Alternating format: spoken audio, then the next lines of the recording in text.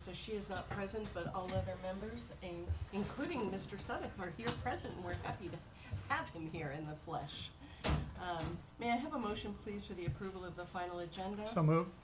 Is there a Second. second? There's a motion by Jim Dunlap and a second by Don Suddick. Any discussion on the motion? Any objection to the motion? The motion carries unanimously. The next item is the nomination of officers. Nancy, I'll turn this over to you. Okay, so pursuant to your policies and your procedural manual, at the first meeting, after the expired members' positions are filled by council, which occurred yesterday, a chair and a vice chair will be chosen, and the LPA members, you can nominate a person for each of these positions. There is not a second that's required. The vote will be taken in the order that the candidate was nominated. Positions can be filled by majority vote. If a majority is not received, second ballot will be taken for the two candidates receiving the most votes from the motion. So there's a motion. Is there a second on the motion? Yeah, there were three. Don seconded. Oh, Don Four- seconded. four of them. Okay, all those in favor say aye. Aye. Anyone opposed? Likely this morning? Please come on up. We're glad to have you. Good morning. I'm Catherine Cantlon, and my sister and I live on Madison Court in the house that my parents built in 1964. They started it in '64. And I'm just here to ask you not to allow any big, tall buildings. My first visit to Fort Myers Beach was in 1953, and we spent the winters here until we were all in school, and then we used to come for November and December. And then we finally moved here full-time, and we lived at Red Coconut. And it was our home away from home, and we arrived in a 16-foot travel trailer with 5 of us, and we ended up buying a bigger mobile home so that we could live more comfortably, and then my father decided to have the house built by a local builder. Think about it, back then, no nail guns, right? Think about it. So, and it was Bud Bailey, who was a person who lived on the beach, and he was a builder. So, but we're concerned about the new buildings. I went to the meeting for the Red Coconut property when they had it at Pink Shell. And one of my questions that I asked him was he aware of the height restrictions when he purchased the land? And he said, yeah. So it was kind of like, yeah, but I took it as, yeah, but I didn't care because I know I'm going to build what I want to build. And having a restaurant and a park does not sway me either way to let those tall buildings go up. And, you know, Sanibel became a town before we did, and do you see any tall buildings over there? No, because they're sticking to the plan, and I would like us to stick to our plan, because I think, you know, if you weren't here in 1960s, then you don't know. If you weren't here and you know about why we became a town, because of the county gave a piece of land, sold, gave, whatever, we're not sure, but they gave a piece of land away, which was a established easement to the beach for the public, and it was across from Virginia Ave, and it was in the middle of Diamond Head, which is a wonderful facility. They do a lot of things for the beach, I understand that. But they bought the land here, and they bought the land here, and they didn't have this. And the county said, oh, sure, have it. And so, you know, it was, and as you know, that's the north end of the island was established first, so those people had that easement for years and years and years, and all of a sudden they didn't have the easement. So if you could possibly stick to your guns of the plan that was made by the people who cared the most in 1995 when we became a town. Thank you very much for your comments. We appreciate it. All right, thank you. Thank That's my you. sister. We live together at the house. Is there anybody else who would like to make public comment this morning? Okay, hearing none, we'll move on to the next item. We don't have any public hearings today, but we're here specifically to talk about public benefits. And I'm gonna, Judith, do you want to start off the conversation? You- either Use one. either one.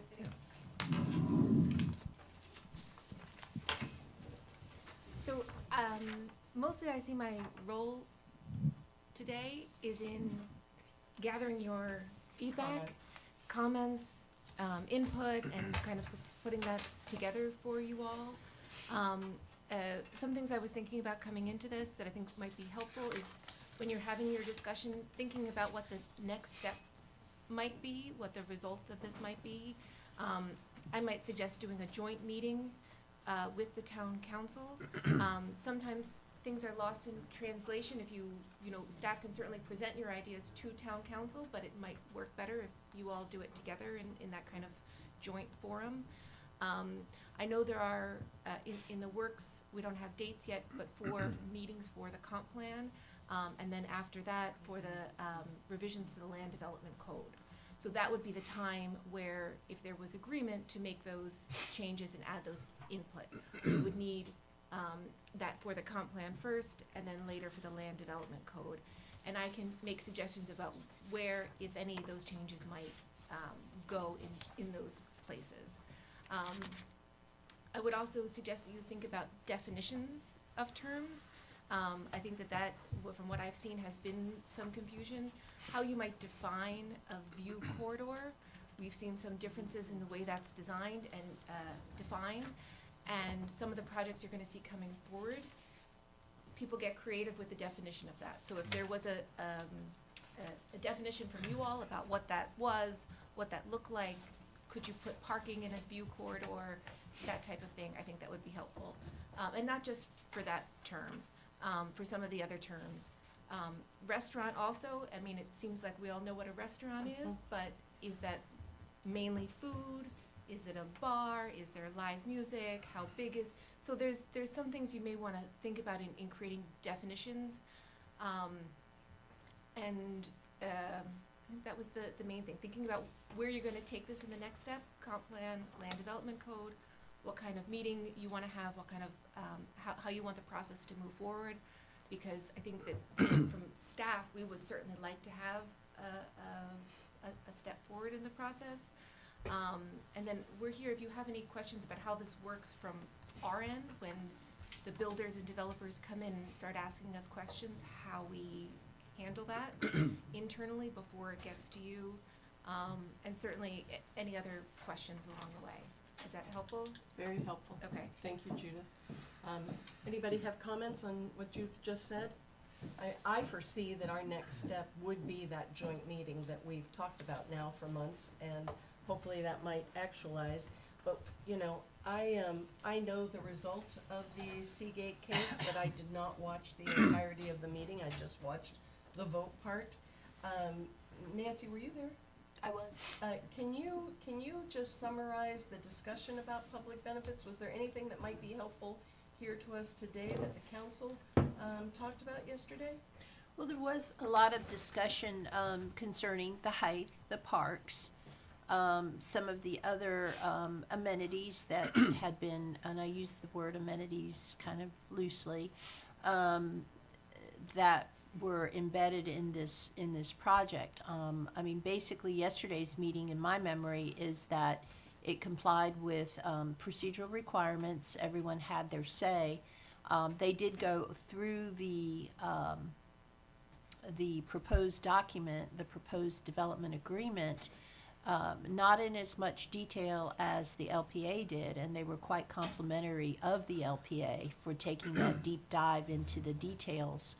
But there was discussion regarding the highlights of the parks, a little bit further discussion about the what constituted a park, specifically where that roundabout was, adding, I think, a water fountain, some additional amenities, discussion of a possibility of having a bathroom that would comply with FEMA as well as other, regulations.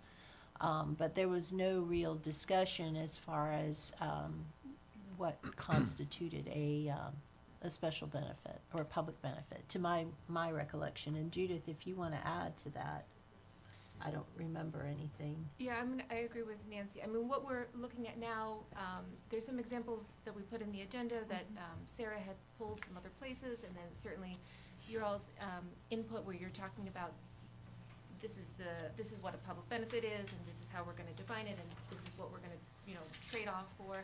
There wasn't a conversation like that about, is a park worth 2 stories or that was not, but they certainly did review what the defined public benefits are and the development agreement.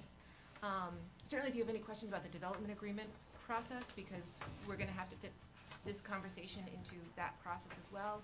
I don't know whether we're gonna see more of those moving forward, but we may, so I think it'll be important, however we choose to talk about public benefit, that it fit into both the CPD process and the development agreement process. Yes, and in resolution 24-73, it's in section 2 that talks about minimum requirements, and there is a description of, it's 2.16, this is where a special benefit comes up.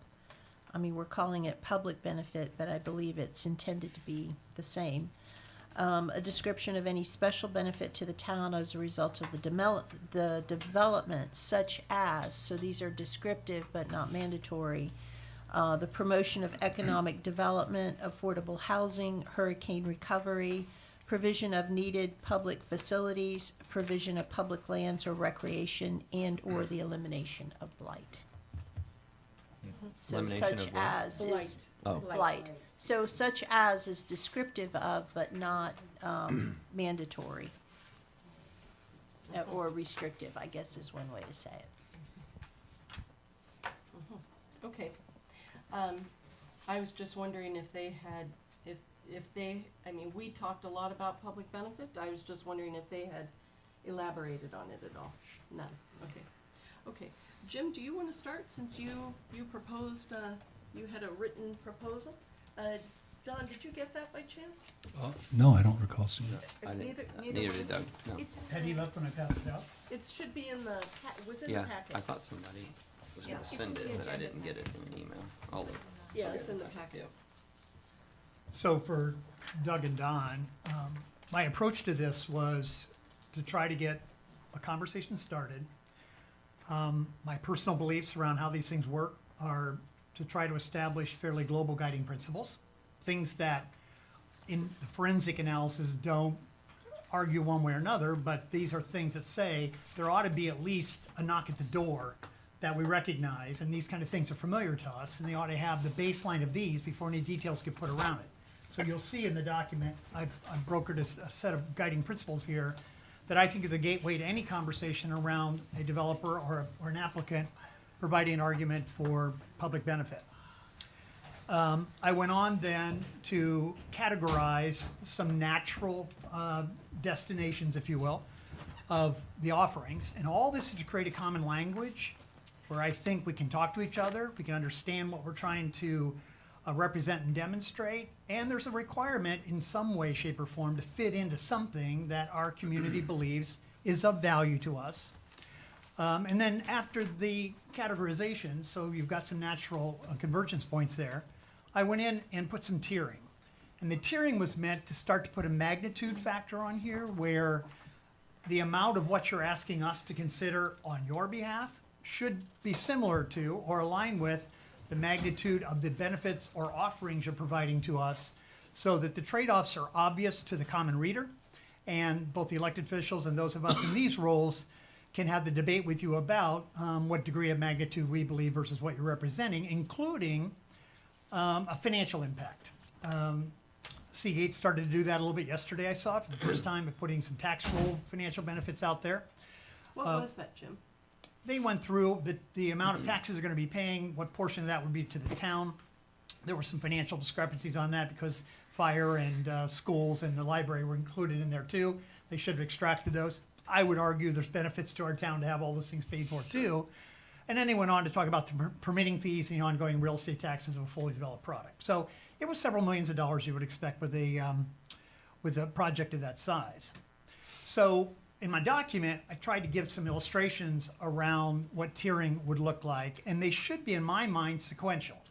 You have to meet the minimum tier 1 categories to get into the conversation about tier 2. If we don't get through that, then don't try to make your representation bigger than it ends up being through verbiage or other type of things. And it goes down to actually quantifying the financial benefit that the applicant believes the town is going to receive, both initially and perpetually, if they get approval for what they're suggesting. So a couple things matter to me as we're setting the guidelines here.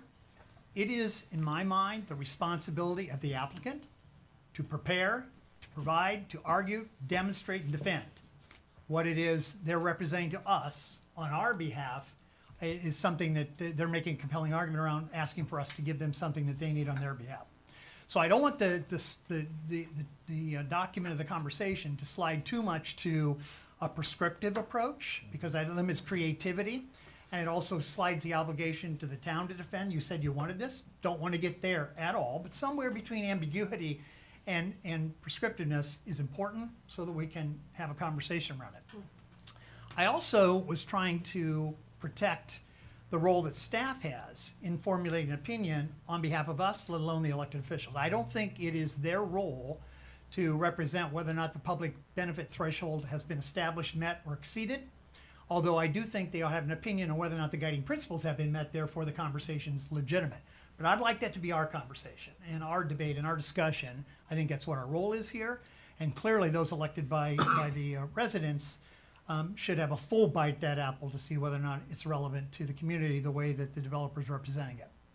So that's how my mind works in formatting these things, putting a conversation around it.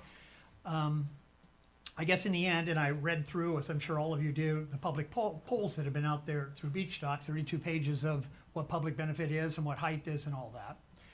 And there's some natural conclusions one can extract from that. First one is it's all over the place.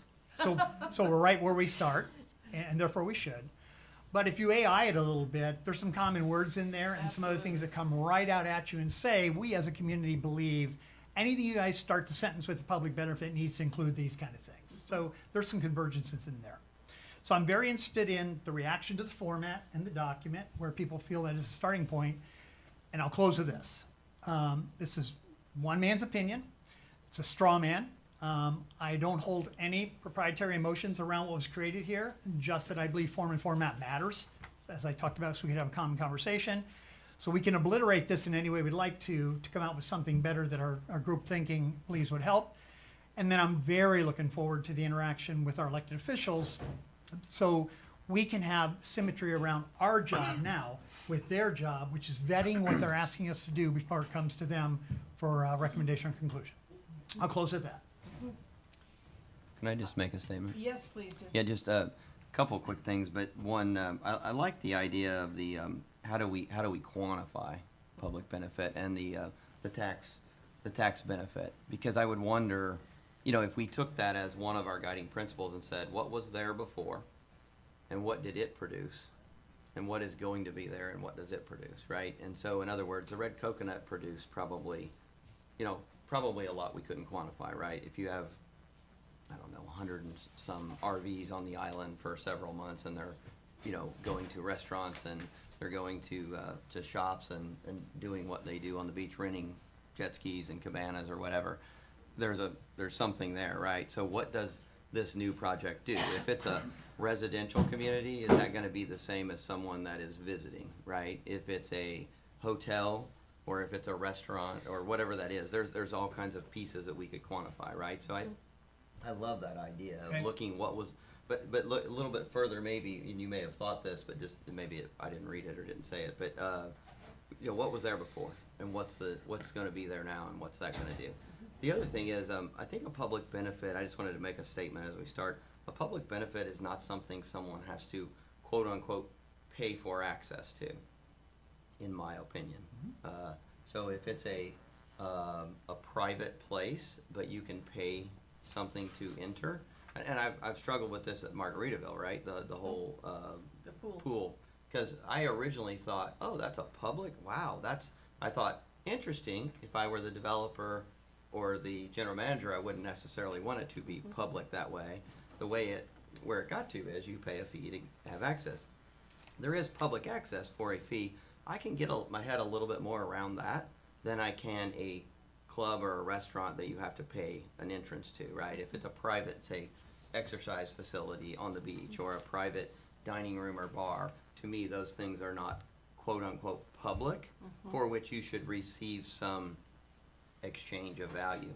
The other thing is, again, just my opinion, public benefits to me, I mean, like the view corridor, great, we should have that. That should be fundamental to the extent we could get it. Beach access, at least on each side of a piece of property, should be fundamental. Other than that, this is probably where I might differ from others.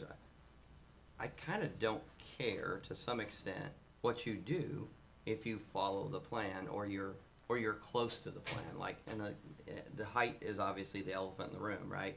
If you're allowed 3 floors above parking, we all recognize things have changed.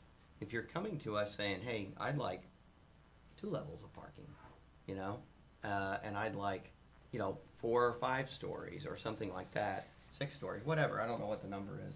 That's one thing, but I think the other side of that is going the extreme, and I certainly understand with some of these projects that it's kind of like, let's see what we can get, right? And we'll fall back. We'll ask for the moon, and maybe we'll fall back to, something just barely out of the or in the atmosphere. So those are just a couple of thoughts that I had around what we've already discussed and what's out here. If someone owns a piece of property and they want to develop it, and they want to develop it as the town was established, I don't think there's a lot of need for other than the fundamental public benefits. Give me beach access, give me bay access, give me, whatever that might be. If you're going to ask for setback changes or something, maybe, you give a little bit of public parking or something like that. But those are kind of the fundamental thoughts I have around it. But, those are at least my initial thoughts and opinions. Doug? Well, I think in general, and what I'm struggling with too is a public benefit is like how many stories I want to build is a very specific quantitative thing. I could say 5 stories above or 6 or 17. Public benefit is a vague, it's very hard to define.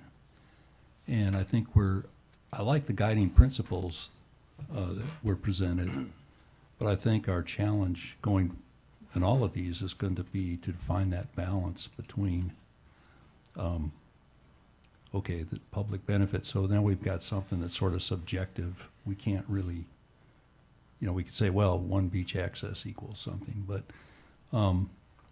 but a developer comes in and I understand how they work too, and actually somewhat appreciate it. He's going to ask for the most he might be able to get, and he's going to offer the least, in his first presentation. And in my mind, going back to our last meeting, if you're going to ask for 17 stories, maybe you should offer up the beachfront or a portion of the beachfront as a public park. Make something real,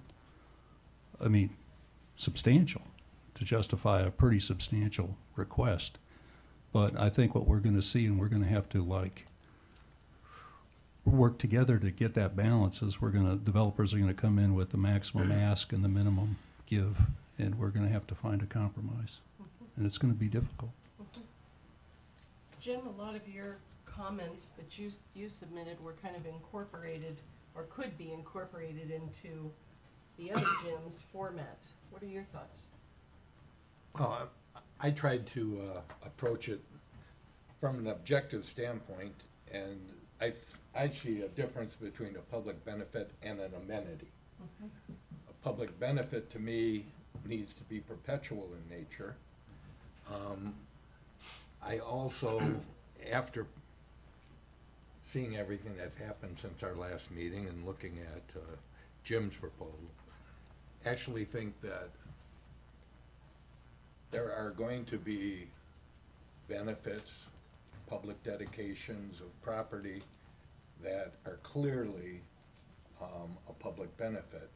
But then there's going to be some proposals that are jointly a benefit to the public, but also a benefit to the developer. Right. For example, this roundabout, it's an entrance to a parking garage, but it is access to the beach. So that sort of is a hybrid. So maybe it doesn't count as much as something that is truly a public benefit in perpetuity. But I agree with staff and your earlier comment. I have a hard time reconciling the council's vote yesterday and the council's vote on Estero Beach Club. And if I can't reconcile that, then I think we need direction. We're not the policymakers, but we need a clear path to analyze these projects as they come. John? I agree with you, Jim. So I think there's a commonality in what both of the gyms have put forward, which was the tiering, the, whether you call it tier 1, tier 2, amenity versus public benefit. I think we can recognize that there's different classes of offer from a developer. Some that will be in their own self-interest and also may be of benefit to the residents and the visitors to Fort Myers Beach.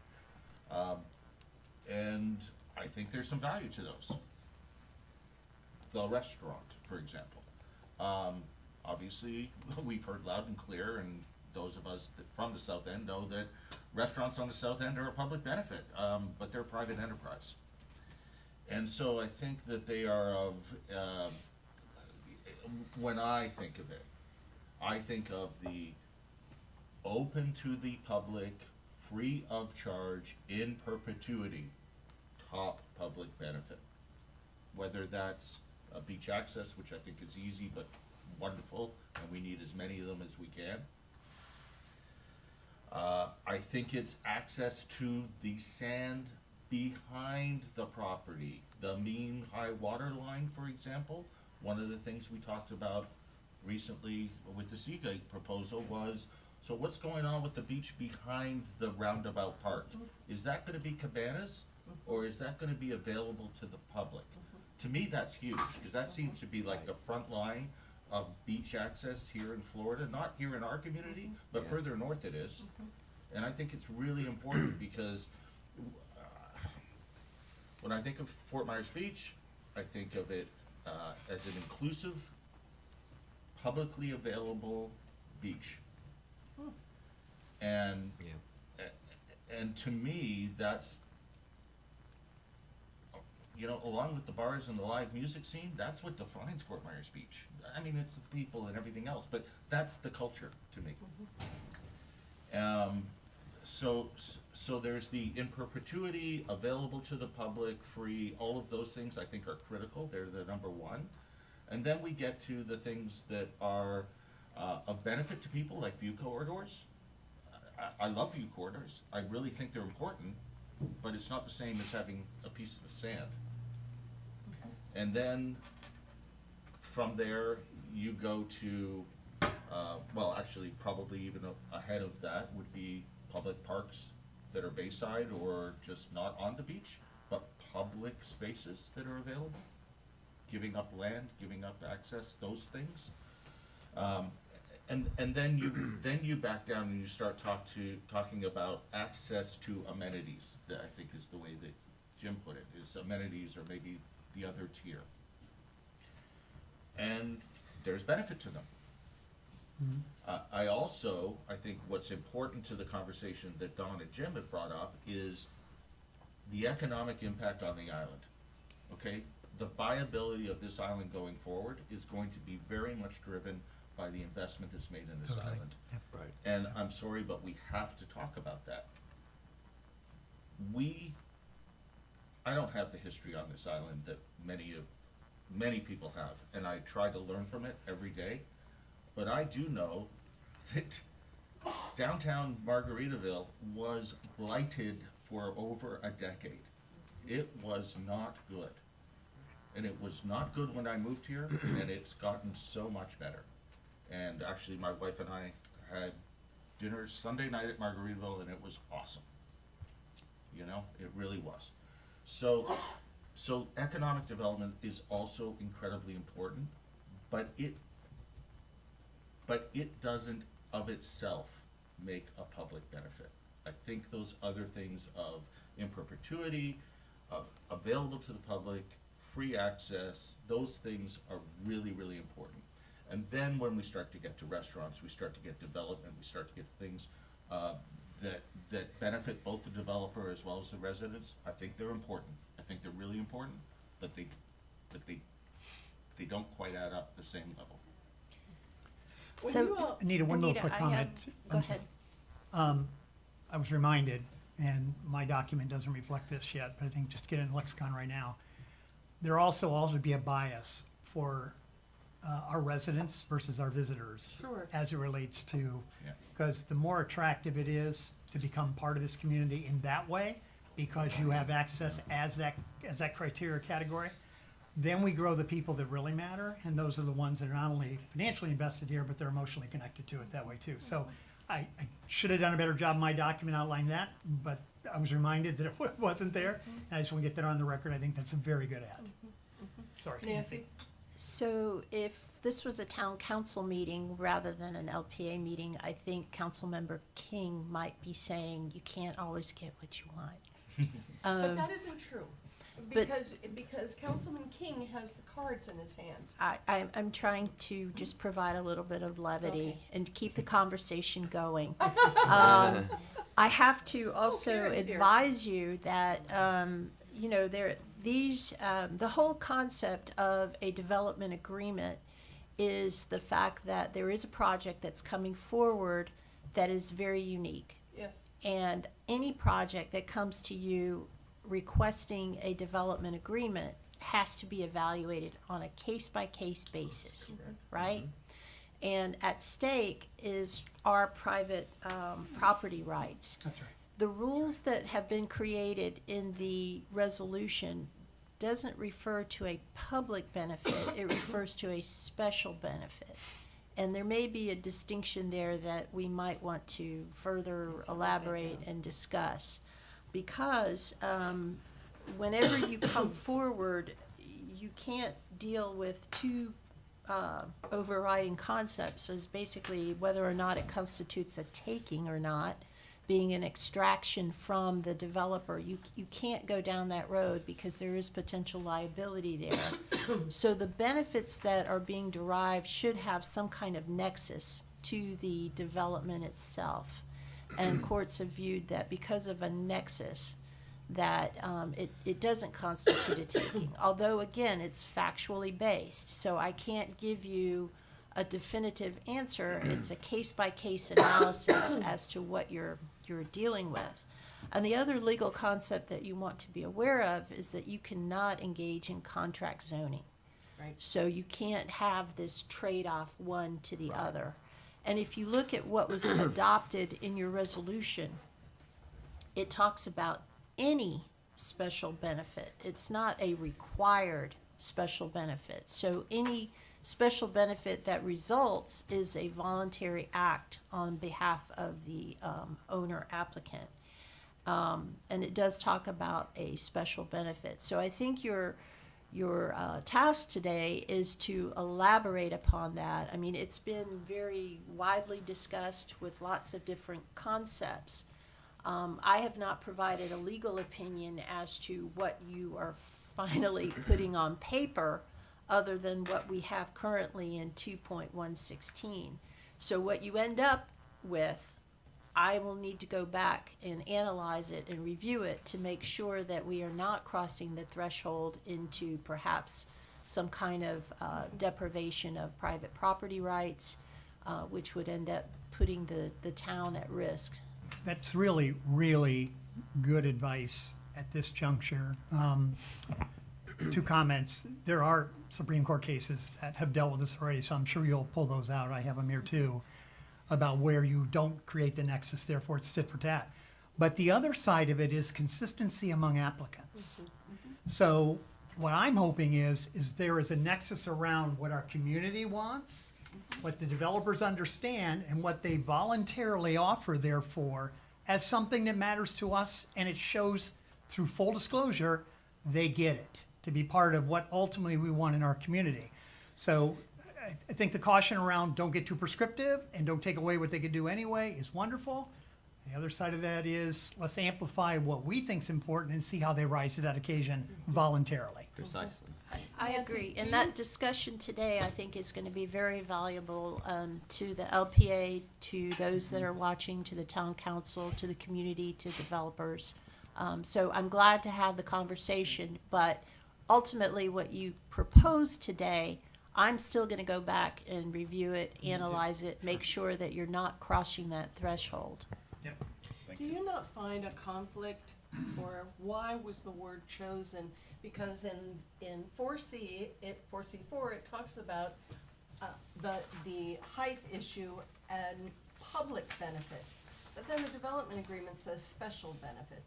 So why, does anybody have a comment on what makes those two words different and why one was used over another? I mean, it would have seemed to me for consistency, since the comp plan and the LDC talks about public benefit, that the word public benefit would have been used and not special benefit in the development agreement.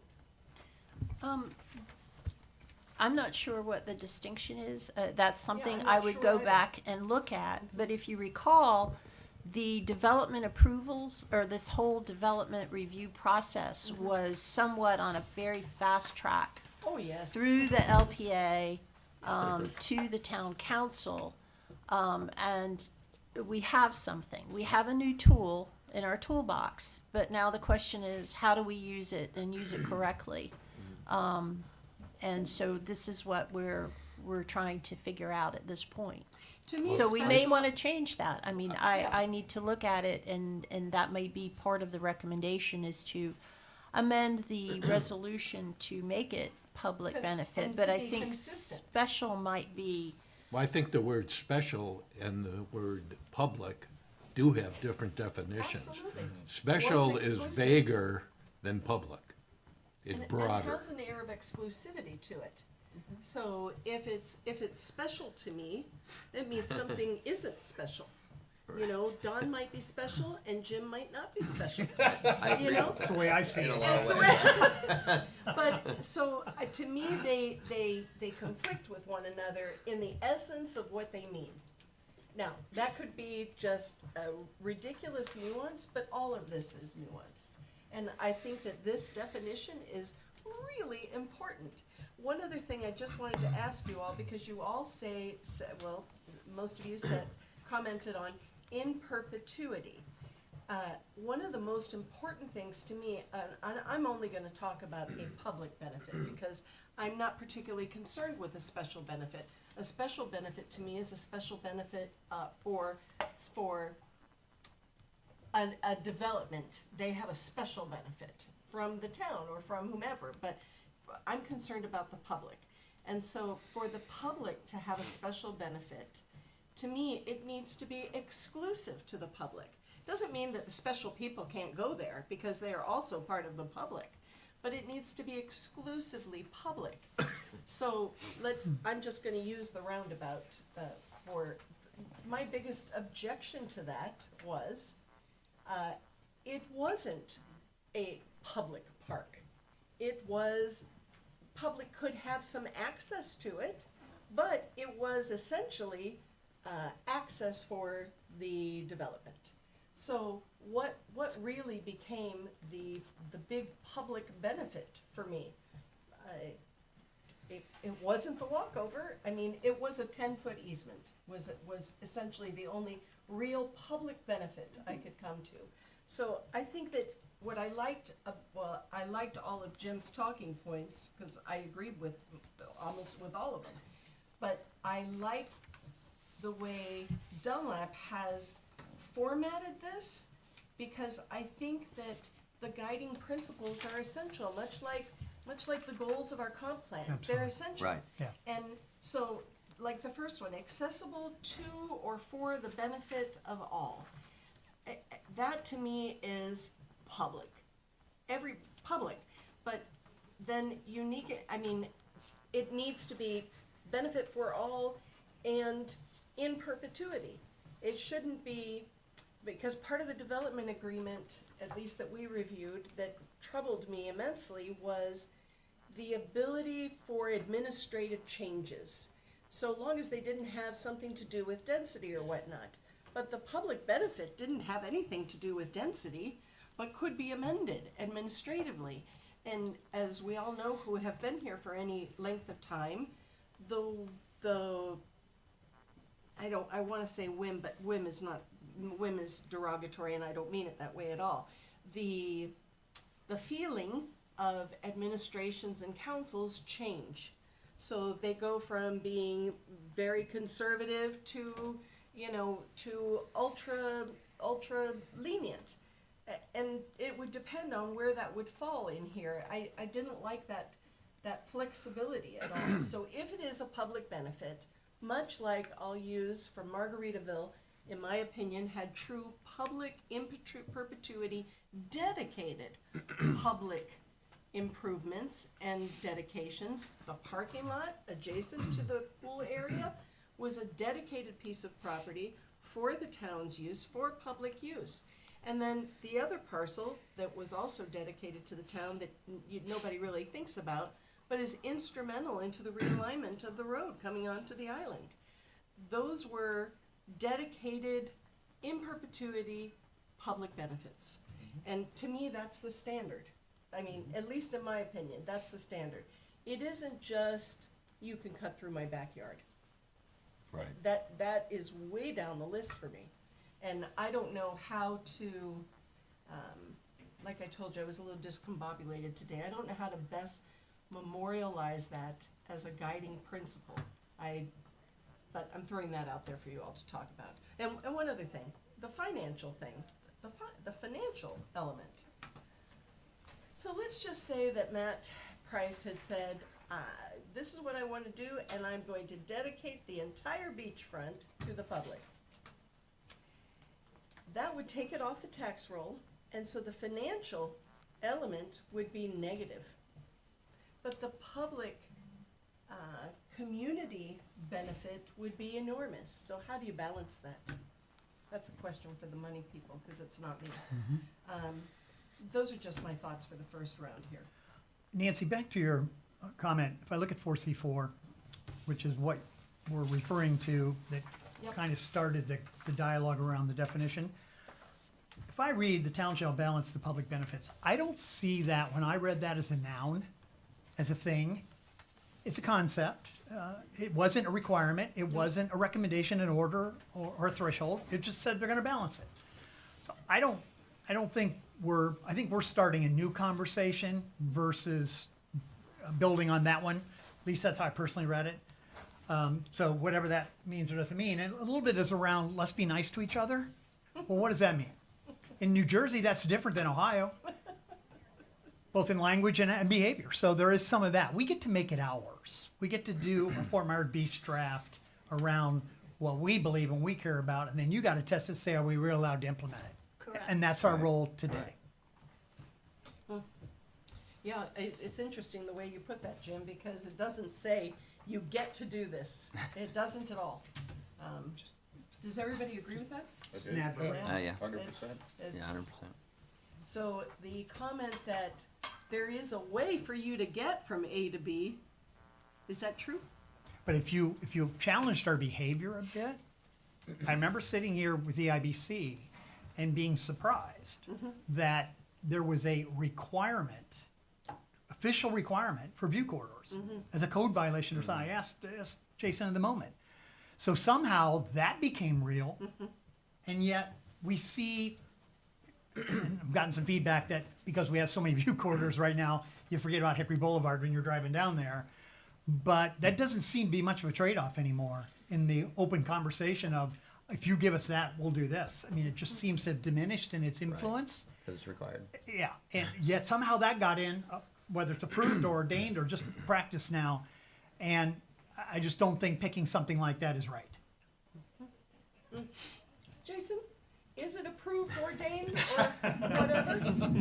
Because that did surprise me in that case as well. Yeah, me too. So I take your point. I would dispute that anything was forced upon that particular case. And I would remind everybody that they chose to do that because they felt it worked better for their site design, for the movement of their own people on the property.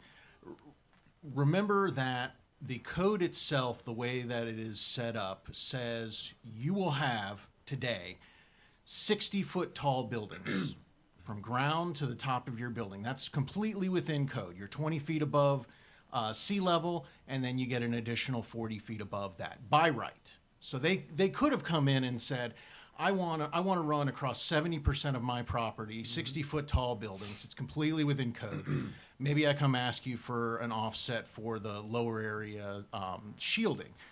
But at the end of the day, they could have chose that. They chose instead to try and show a public benefit that worked with their design and gave them something that was much more compact.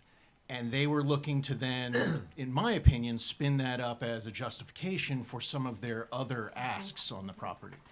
So I think it goes back to your point today. What's the view corridor worth? How do we quantify what is inherently a qualitative thing? And how do we gauge that versus what they are asking for? So one little additional reaction, if you would, Jason. Of course. Not for you personally, but for the staff.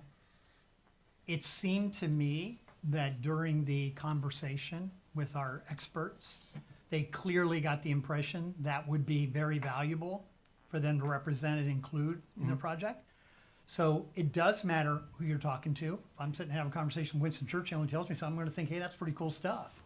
So here's the town who basically holds their future in your hands. If you're suggesting something, I'm going to listen very carefully. Is that what the applicants are extracting out of the interaction? I think the applicants came in and extracted that staff was saying this is something that's in the comp plan. This is something that is mentioned as an alternative design metric in the LDC. So it's been put in there in multiple different places and took that. And staff said, look, if you're going to ask for a bunch of deviations, you've got to think really hard about how you're going to quantify your public benefit. And up to that point, staff had been hearing, yes, a open view to the beach is something that has been in both spoken word in meetings and you go. qualified Yeah, in the that's right. code as something that was wanted. So I think they did take that and run with it. I think it's also when you think about the specific projects that are coming up, the smaller the project, the less opportunity there is for them to provide any sort of public benefit. They just don't have the real estate to do it, or it just isn't part of the project. And so one of the things I took away from what Jason just said was that even if they're building by right and it's 60 feet tall, we still would like to have some sort of Right. view corridor, and it's in our code, and I think there's value to it.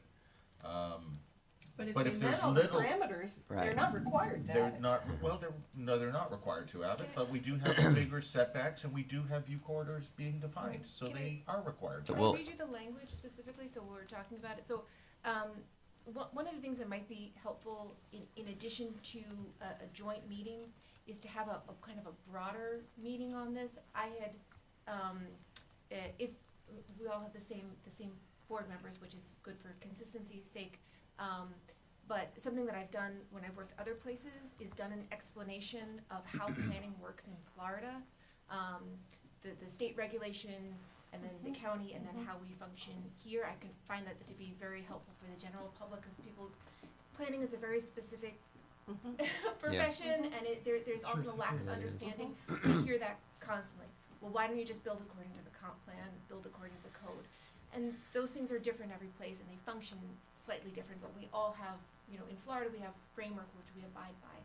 So there's the comp plan, which the town should set out its goals and objectives, its policy of how they're gonna get to those goals and objectives. And then the comp plan, the LDC, the zoning, is the tool of implementation for the plan. So you come up with a plan, what we want, what our goals are, and then the land development development code should tell you exactly how we're gonna get there. This many feet, this wide, it's very prescriptive. From a staff perspective, it should be easy to read and interpret, that's way everybody gets the best result. So if I could just read you the language that's actually in Yes. the land development code, just so you understand where staff is coming from. And when a developer comes in, any savvy developer who's done things multiple places, they have somebody on staff whose job is to read this code, to read the comp plan. And these people are very familiar with these documents, even if the town itself, you know, the general public is not. So this is section 34-631. And that's where we're talking about the height. And then specifically, so it goes through the height you're allowed by right, and by right generally means you don't have to come before the LPA. You can go right to the development order stage, get your building permit, and go ahead and build without any kind of special. Sorry, approval. Judith, could you say Sorry. the number again? So 34,631. 34-631. Got it, thank So you. that's building height, and then if you go down A, B, 5, B5. Okay, so this is where it's telling you if you can't build what you wanna do by right, in those few cases where individual parcels of land, so, let's skip through that. Height regulation chapter would be unreasonable. Landowners may seek relief through the plan development rezoning process. So that's what you're seeing. A lot of these property owners are saying, well, the first floor, now we've gotta have it raised, so we have to do parking there or something else. And then we're restricted in the height above that. Which may seek relief through the plan development rezoning process, which requires a public hearing and notification. The town will approve, modify, or deny such requests after evaluating the level of unfairness, again, it's a bit of an ambiguous word, unfairness, that would result from the specific circumstances and the degree of the specific proposal conforms with all aspects of the comprehensive plan, including its land use and design policies, pedestrian orientation, and natural resource criteria. Particular attention would be paid to any permanent view corridors to Gulf or Bay waters that could be provided in exchange for allowing a building to be taller than the height limits of this chapter.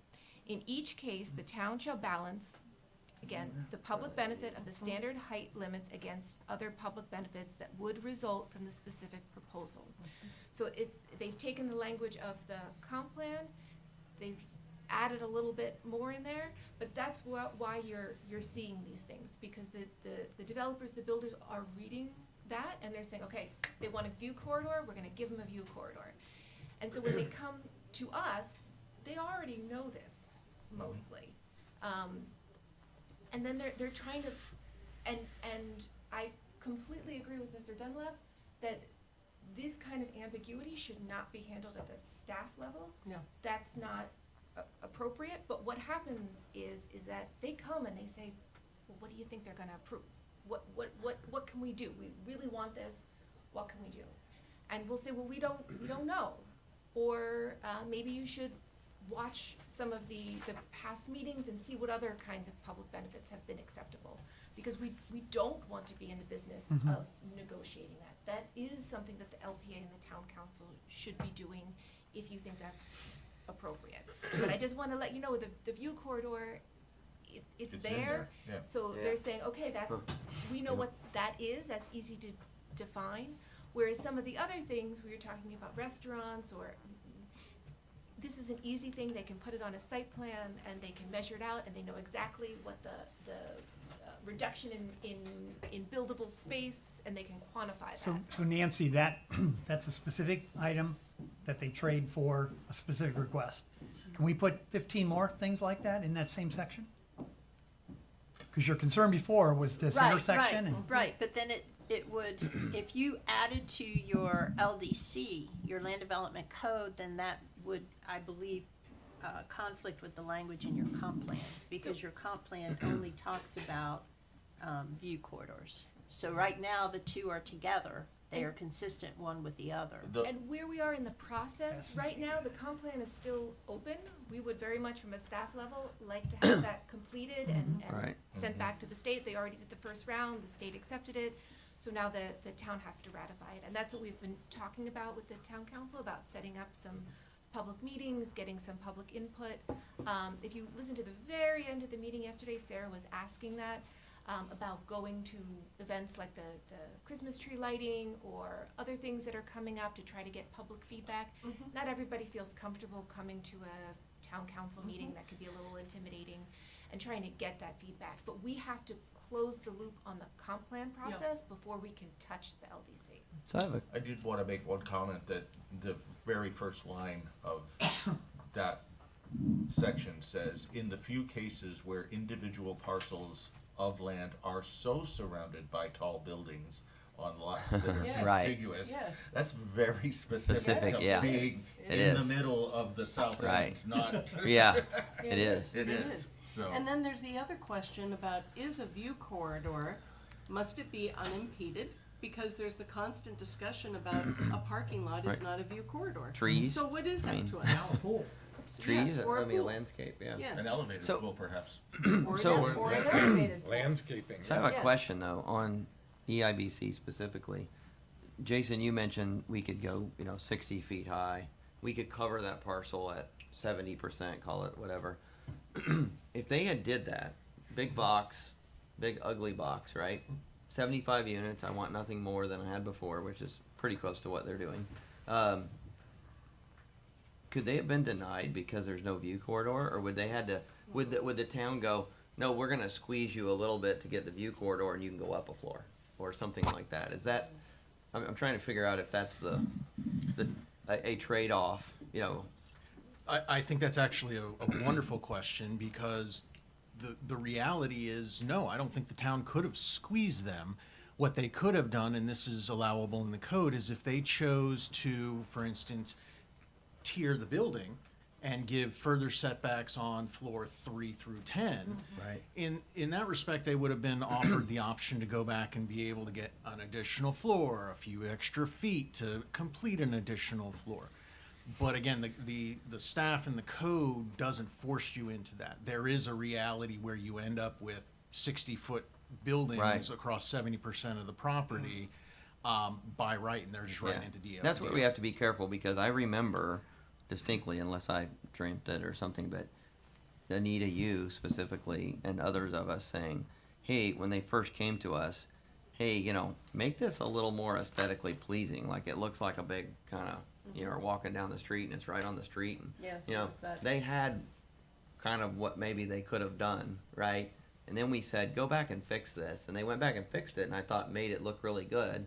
And then now I'm thinking, well, if I'm EIBC or those designers, I'm thinking, gosh, instead of, I can't remember what it was, 10 stories, maybe I should have did, the step up and then did 3 towers on that property, single wide. And then I give you your view corridor, you get aesthetics, and I'm just trying to, we got to be careful what we ask for, because, I think someone said, Councilman King would say you can't have it all, right? Or you can't have everything you want, or can't. So what is view corridor? Right. What is it? Is it on the edges?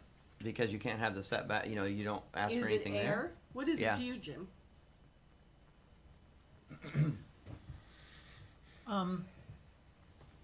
To me, it's a concept. It is where you have an option or an opportunity. An example that I would give you is a parking structure under the facility. We require they block the view corridor. So I think that's in conflict. Right. So I would say as open as possible. It's better for the cars running in there and all kinds of things. And it's better for the public. And they use the one crossing Publix and all that all the time to say you can see right out. You can't see much, but you can see more than if you didn't. So I think it's where opportunities exist to have line of sight, clean line of sight.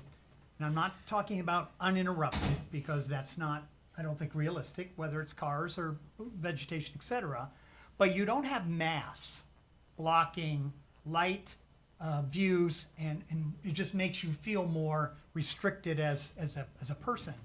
Wherever that can be open and be clear for multi-purposes, I think our attempt should be to create view corridors that can be multi-purpose but they're unencumbered for the general public, from a view. So, yeah, general public, so that's really on the street, right? That's me That's where you standing look. at my eyesight, so from, a little, a little kid to the tallest adult, right, can see, right? In other words, That's right. if I have a house across the street, it's not a view corridor, or say there's a hotel across the street or a restaurant, it's not a view corridor because I can go up 3 stories and have a balcony that looks over and has a view corridor, right? That's Absolutely. really not it's really not a view corridor, it's really on the street, Totally. Or I driving actually by. I have a problem with that.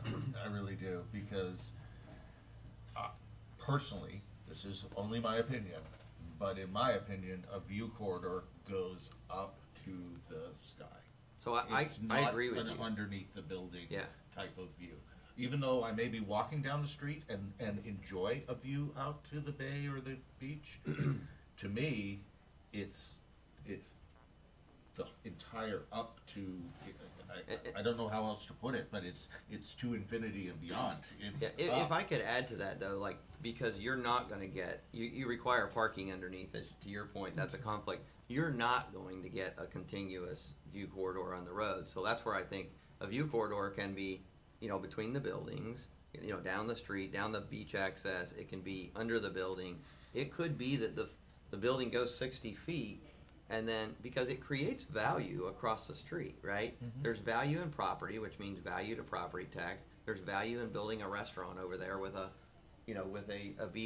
beach whale type restaurant where they can see the Gulf, right, for sunset. But all So of those are there's good. Sorry, I didn't mean to interrupt. No, I was just saying, I think to your point, there's that view corridor, it might be blocked on the ground, but 3 stories up, it could be open.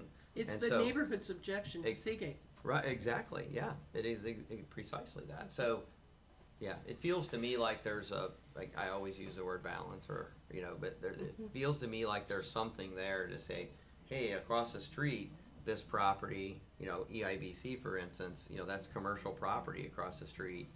That could be more valuable to another developer to come in and purchase and build But you see, something. both can be true, and isn't that the magic of putting the onus where it belongs to the developer to say, not only am I gonna Right. let you look through here, but I'm also gonna create something that lets the sun shine in all the way Right. to, and if you give them, if all that gets to count in the degree of magnitude they come to us with and trying to make their case, that's the magic, I think, in what we put out to them to do their job to show us that.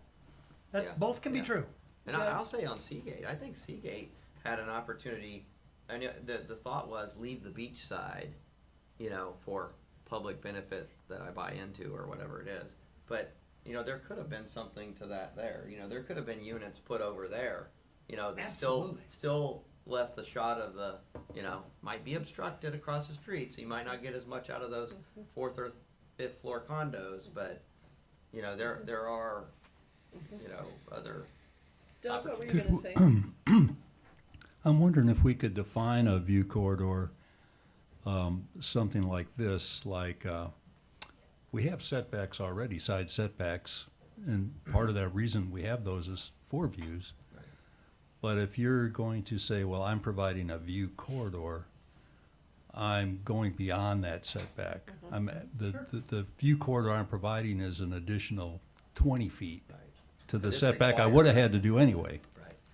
And then my view corridor, floor to ceiling, has got one value, but if the percentage of that floor to ceiling that I obstruct decreases the value of my view corridor by proportionately, some sort of guidance like that to define, well, like came up on Seagate, it's like, well, view corridor, yeah, but you had to have parking anyway, so it's not really, you're not doing something Right. special, Right.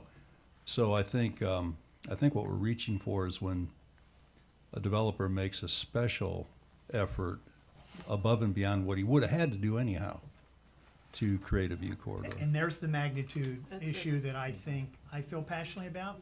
I don't mind those descriptions at all. There's a great criteria for starting and making it bigger than you had to. I don't want that instead of all the other things we could get to, the view corridor stuff and how they arrange the pool and how they set that up. That having definition is clearly a magnitude issue. having flexibility shows I think a commitment issue to us that not only am I doing this, but I'm doing these 3 other things. Make your case. So I would like both, because it gives us some magnitude. Jim, do you have something to add to this? No, just summary is, I think a view corridor should be an unimpeded view of either the beach or the bay, and it should be something more than what is required by code. Yes, that's what I've written down here, almost exactly. I wrote, the view corridor should be an open, clear line of sight, vertically and horizontally, to open space beyond the existing required setbacks. Does that define view corridor? Yeah, the only thing I would say is beyond the setbacks, but it could be within the property too, right? I mean, it could Oh, be. sure. Be in the middle. Yeah, Sure, yeah, it could be could be right in in the the middle. middle, right? Or it could be, like I mentioned on EIBC, it could be two down the property. They say, hey, we're creating these, we're giving you an extra 5 foot on each side, and we're giving you another, 15 foot in between. That's Yeah, magnitude thing Right. is way big important Right. for me. Yes, How me too, committed are you? Yep. me too. Does that give you an idea? Yes, I was just going to say, and you're saying it, not necessarily public access. right. Right, It's not right, right. necessarily Not public necessarily access. public It's my It is eyes not access. necessarily That public It's for me to access. Yes, see. Yes, okay. Do we want to just talk for a second? It came up yesterday, like, 3 feet wall to elevate the pool does that detract from the view corridor? Not as it's been talked about here, because Right. as you're walking down the beach, if there's a 3 foot wall and you You can't see have a clear view of everything else, that 3 foot wall's not gonna bother you. I agree, but we But- start talking about magnitude, does a 5 foot wall get in the way? Right. Yes. Does a 6 foot wall get in Yes, the way? yes, it does. So, Yeah. so yesterday, Yeah. it came to, I think, 2 or 3 feet is okay. That's what was kind of bounced around. And I agree with it, but I think we should Yeah. either agree with it or not as well. Like, what do we think? Do we think it's 3 or 4 feet? Is I think that it's okay? 3 max, because I don't think the way the properties go, Yep, yep. even when I think of our condos down there, Yep. I mean, there's no flooding at the building a lot of times because it's around, it slopes up to the Yeah. building. So if you had a 3 foot wall by the building, Yeah. you would not see any sand or golf probably, you'd just see skyline. Yep. You do, actually, if you walk by down there, that's all you see. Yes, that just, you've been to my house. I have a 6 foot fence. Right. A fence looks much taller because my yard is sloped up, Yeah, Yeah, that's a good point. So do we solve that simply with saying a clear, open line of sight? I think line of sight is good, Yeah. right? Yeah. I do too. I have Okay. no problem. Yeah. Okay, so what about public and special? Or benefit versus amenity? So my reaction, public and special, would be, public is extremely general. If somebody drives on the island. right, Special is potentially. to whom Mhm. and in what context. And again, since I think we all live in the real world, the definition of why this is special, or should be to me, I want somebody to tell me that. Because I may miss the obvious. And I want to be convinced. I heard you say at our last meeting, I'm listening, please convince me. And that's a wonderful, delicate, professional way to say, I'm not getting there on my own, so if you have something I haven't heard or thought of, then give me the insights on that, because I'm willing to adjust, but you gotta make me feel special. And I think that's the difference to me between public and special. I could see, Hope that didn't help at I'd like all. to hear, I wanna hear that, after Doug, I wanna hear from Anita's. yeah. So, I don't know, this might be a little simpler than what Jim's saying, but like a public benefit, I'm going to dedicate a certain width, 15 feet for a public beach access. Anybody can use it. Visitors can use it. My own constituents can use it. It's in perpetuity. That's a public benefit. A special benefit might be, I'm going to open my beach club to not just the residents, but outside people. They're going to have to pay just like anybody else, but it will be open. That might be defined as a special benefit, but it's not really a public benefit. I agree completely. fair I distinction. agree completely. Yeah. So that was like, because to me, a public benefit is in perpetuity. It is public, no parameters, Not even a it's Fort Myers Beach general. resident, could be somebody that Could- lives in it's Indiana gen- that just it's drove like over the bridge, anybody who right? wants can walk Right. down that path. Yeah. It is open. Yeah. It's open completely. But All then the the time. special benefits, which is why I find that so conflicting in the development Well, think agreement. about a special benefit as being the discult that Margaritaville provides Yes, to exactly, residents. Right. That is special. That's a special Right. benefit. For residents. Yes, Right. yes. We all agree with that? Yeah. Nancy, you got that? The monetary benefits, I'm not certain how enforceable that is. Doesn't have to be monetary. It could be people who live on Access. St. Peter's are allowed, like the accesses that certain neighborhoods have. Yeah, the deeded beach A access. deeded beach access. That's not necessarily monetary, but it is specific access for a specific In purpose. perpetuity. It'd And be a special benefit. that's a special benefit to me. Okay, Because it only benefits It that only benefits a subdivision. certain group of Like people. Mound Parks access. Yes, is Mound any of Parks them, access. any of them, any of them. okay. The Mound House Mm-hmm. is public. Anybody and their dog can enjoy a walk at the Mound House. But a neighborhood park is not, is a special benefit to that neighborhood. But could not a resident from another neighborhood access that park as well? No, Technically, they can, but they shouldn't, if somebody's standing there. yes, they're able to, you could walk You through can. there, but that is not your park, it belongs to Right. somebody else. It's like, could somebody walk through my yard? Yes. Should they? No, it's my park, it's my yard. Maybe not a park, but a Yeah. beach access, Well- for Yes, a example, beach is very, access. it's Dedicated deep. Yeah, beach but access. well, there's a difference, because the beach access would be available to the public regardless of where you live. No, there are some beach accesses That are that are limited. Yeah. allocated to a specific subdivision. Correct. Where a general public's not supposed to use them. Okay, so with that said, though, how does that fall within the definition of special benefit that is currently A in special there? benefit is something that is designated for a specific group of people. Okay, so what you're proposing would be a change to the definition in 2.16. Yes, because because then that that would would be be, consistent with the comp Yes. plan, And everything LDC, else. right. a Do you want- smaller Jason? subgroup of the public? Or a subgroup, a group, period. Okay. I mean, public is wide open. Special closes that. So that is different Wait, from what Jason? is currently written, Yes, however. I know. I mean, affordable housing is in there. That might be specific to a smaller subgroup, those that are able to acquire And to qualify for residency, it. right, within that project. Yeah, I would see that as a special benefit. It's a good benefit. It's I'm not consistent. Jason, demeaning it, but it would be a Judith? special benefit. you had a comment on special?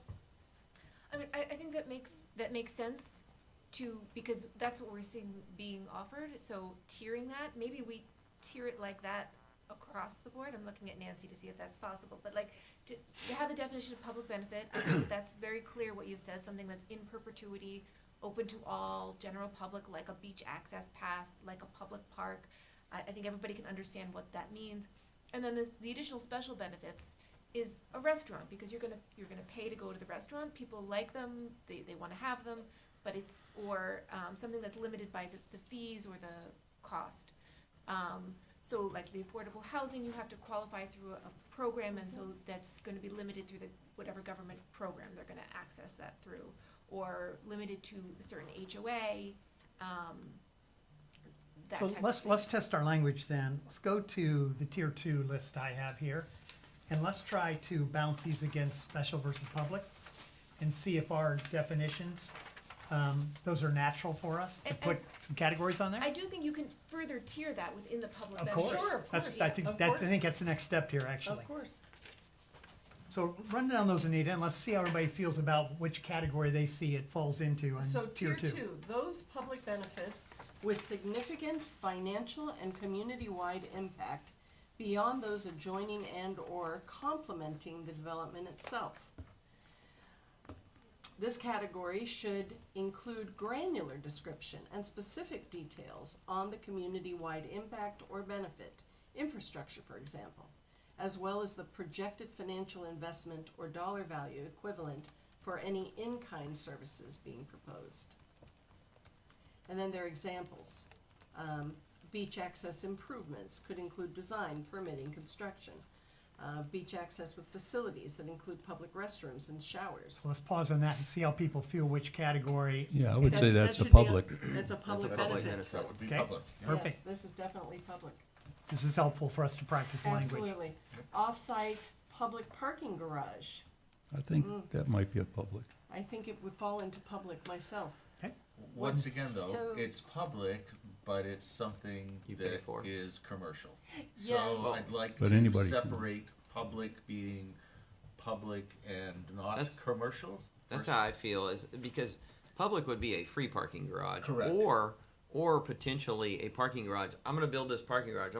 The town of Fort Myers Beach has a perpetual lease to charge parking and generate revenue for the town. That's a That- public benefit. It is a public benefit, but if it's, I'm building a parking garage And and then you, you're the gonna public, can charge me. park here, but Right. I'm going to charge you, Yes. that's the difference. So we could That's a redefine special, maybe special. free for residents, parking free for residents in this space, or 2 floors Right. reserved for residents, whatever we want to do. Right. This is where the nuances really matter. Yes, And yes, this is yes. where we challenge the creativity of the presenters to say, and here's how I'm making it for you. Right. So here's where you could take it a step further, just to put this out there. If the community wants a parking garage, and I'm not sure whether we want that, but if we do, what you can say is that this is a goal of the town. We want to have a town-owned parking garage. And then the benefits would be, maybe in the off-season, it's free to residents. Or maybe if a hurricane is coming, we allow residents to park on the upper levels, for free. Sure. You could organize that in a way. But if you define the parking garage as a goal that the town is trying to meet, and asking the developer when they come in as part of that to contribute to X number of parking spots because we think that they're going to need additional parking that's not provided there. So for example, with the public park that's being offered, there's no parking for the public park. Well, maybe the developer contributes X number of parking spaces to the pot of money that the town is saving to build the public parking. So you're creating a nexus, this is back to Nancy's point, Yes. between the actual development, what we think it might need, and then what the town's goals of goal the town. is. If we've stated that outright, that our goal is to build this, and lots of communities do this, where you say that each parking spot is worth $20,000. And that's what we need you to contribute, and we're gonna put it in escrow or in a fund, whatever, for the parking garage, and when the town gets enough money and we've identified land, then we build it. So as a public benefit, yeah, it'll, well, in perpetuity, structures have lifespans, but, it'll belong to the town, as opposed to a parking garage that belongs to a private developer where we have to make agreements about who can park. So how would you characterize if they said, we're gonna create a lot or a garage, whatever it is being, and all our employees are gonna park there and we're gonna shuttle them on the beach so that there's no traffic coming over the bridge? Which category does that go in for you if somebody of magnitude chooses to do that? If they're putting that garage Off-site. off-island. And they shuttle their employees in so there's no traffic? The problem from a staff perspective is how do we monitor that? How do we enforce that? How do we make sure, because it's a good idea, but then they're gonna have to purchase that land off-site. We don't have any control over what that looks like, what the zoning rules of someplace else is gonna be, Or in effect, how it's used. or in how it's used, and we don't know, well, somebody, they decide to, there's no way to, I'm just thinking about it from an enforcement perspective, how we enforcement. Okay. I think from a town perspective, thinking about what we can control.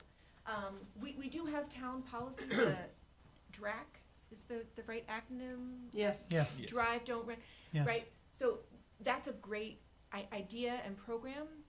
As far as I know, we don't check on that. We don't know what kind of impact it has long-term. So just thinking about it, because from staff's perspective, we like clarity. Exactly, you know, what we can count, what we can identify, and what we can control. So I think the parking garage has got too many elements to it. You know, this came up, the off-site parking came up with Margaritaville. Sure. This is, well, all right, so what about workforce housing? I think Complicated.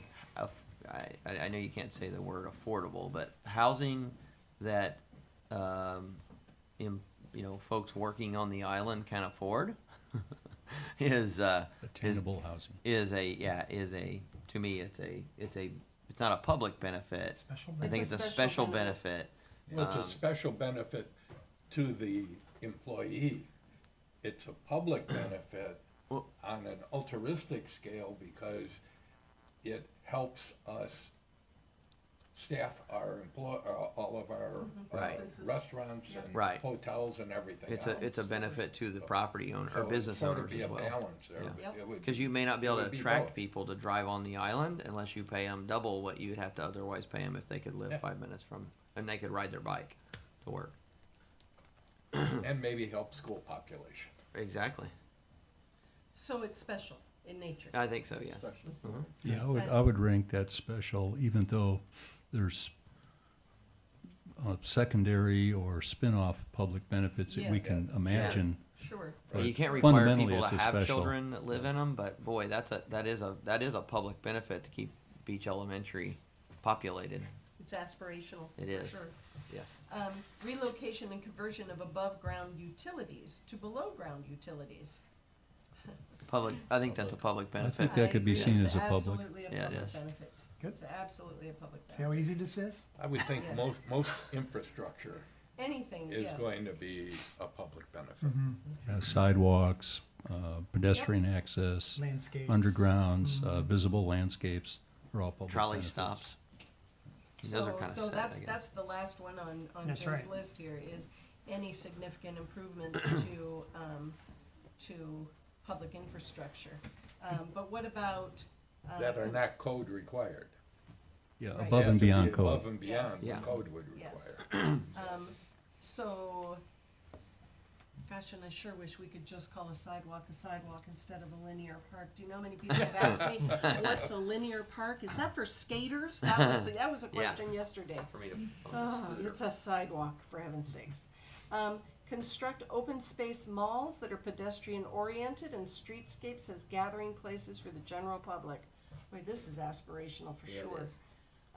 Got a dream. And Yeah. yes, Hard to hit reality. and you know what, if that, well, I'm just thinking about the Arches project, this would come into play Oh, there. yeah. and I would- Right. Yeah, And I would consider that a public benefit, I would too. Too. See, I beg to differ, okay? because with the arches, I really loved the fact that they were gonna do that bay walk, et cetera, but it was completely a commercial enterprise. And although the public had access to it, it was strictly for profit. So it once again becomes a tier different from that, in my mind, that top tier. Yeah, I don't disagree. Other than I could go walk through that park and not Not spend a spend a dime. dollar, yeah, or a dime. Good point, So good point. Yeah, and see the had bay access, and had see the abs- boats absolutely and had yeah. access. So if Yeah. I lived in the neighborhood behind there, I could, I would find that a benefit if I lived in the neighborhood because I could go walk that every night and look at the bay. You've right? Yeah. convinced me, Don, Okay. because you're Yeah. right, I didn't have to pay for Right. access to it. And the other thing I would say is, I weigh those choices against the alternatives. Having that open versus building up to the water and or doing other enclosed structures there, that to me is a public benefit. And it would be attractive in the overall request they have to have that kind of optionality. Because we don't have much of that Yeah. at all here where you can walk along the water right. that isn't sand.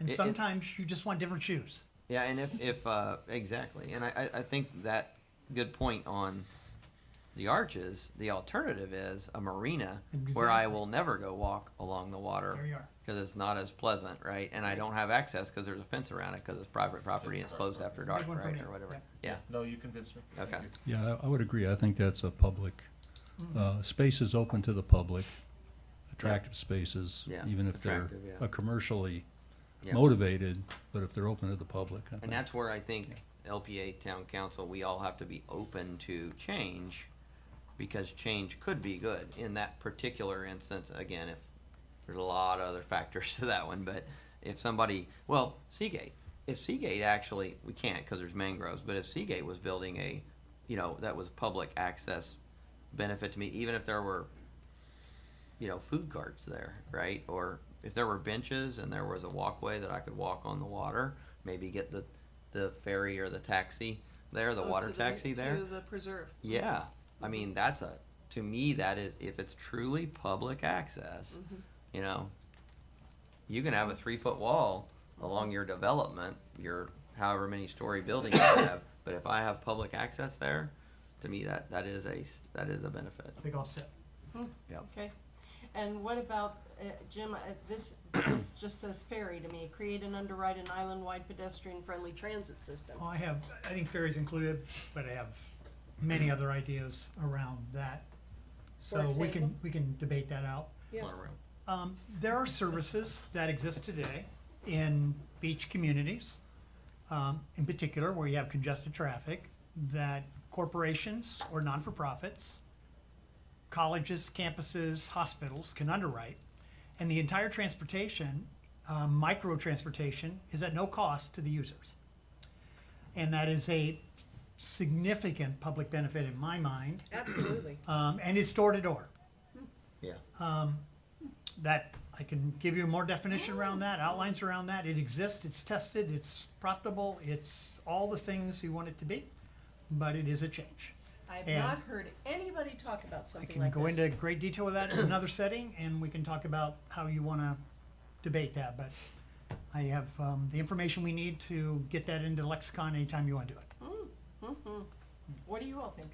Yeah, absolutely. I want to learn It- more. Yes, it- so do I. And I So do agree, I. it exists, I've seen it, it works, and it's just a matter of having to take the And we have access to it, steps. so. Yeah, right. We can do that. Okay, so the only thing that we took out of, well, we took out quite a few. We took so for tier 2, public benefits with significant financial and community-wide benefits, we wanted to redefine parking garage. We made, develop workforce housing was special, and everything else here was public. Totally public. And here So- she comes. So one of I my see that questions smile. is, so as you all were discussing, I was looking at the language that you currently have in your procedural rules for development agreements. Again, these are like hot off the press. So the 2.16 is a description of any special benefit. I'm thinking that maybe you might want to just add or public benefit. Agreed. Because it seems like you're drawing a distinction between the That's two. absolutely a distinction. Okay, And so instead of eliminating that, add it. add it. Oh, that's a good idea. That is Yeah, I like what I'm hearing. Good idea.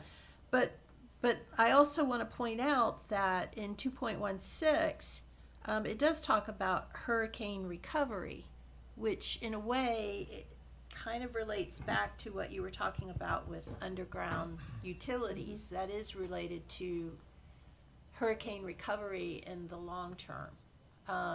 Being able to mitigate damage from perhaps future storms. So there is still a little bit of an overlap between the two concepts. So in your procedural rules, as far as development agreements, I think adding special or public, that way you don't require them to draw the distinction in the agreement. However, if they're gonna go for height, They have to draw the distinction. then we're looking at changes to perhaps your comprehensive plan or your land development code where you want to be a little bit more specific. What I really like about that, and you guys all know my biases now, at least in this topic, is I was gonna say, I don't then know they all got, of them. then they but I'm got interested. then they have to come and Yeah. further granularly define within that category Make that they're that pitch. choosing it is, and I love that conversation. So I like your approach a lot. Oh, it's not mine. It's what I'm Right. hearing from Thank you you for- guys. Yeah. Thank you for Just translating. providing For the translating options our that you discussion, have. yes, Looking for yeah. a run for I know, that yeah, on the I know, yeah, record. yeah. Two turns. Okay, so another thing that has been brought up a few times now is the difference between a benefit and an amenity. and I think this is where the discussion about restaurant comes in.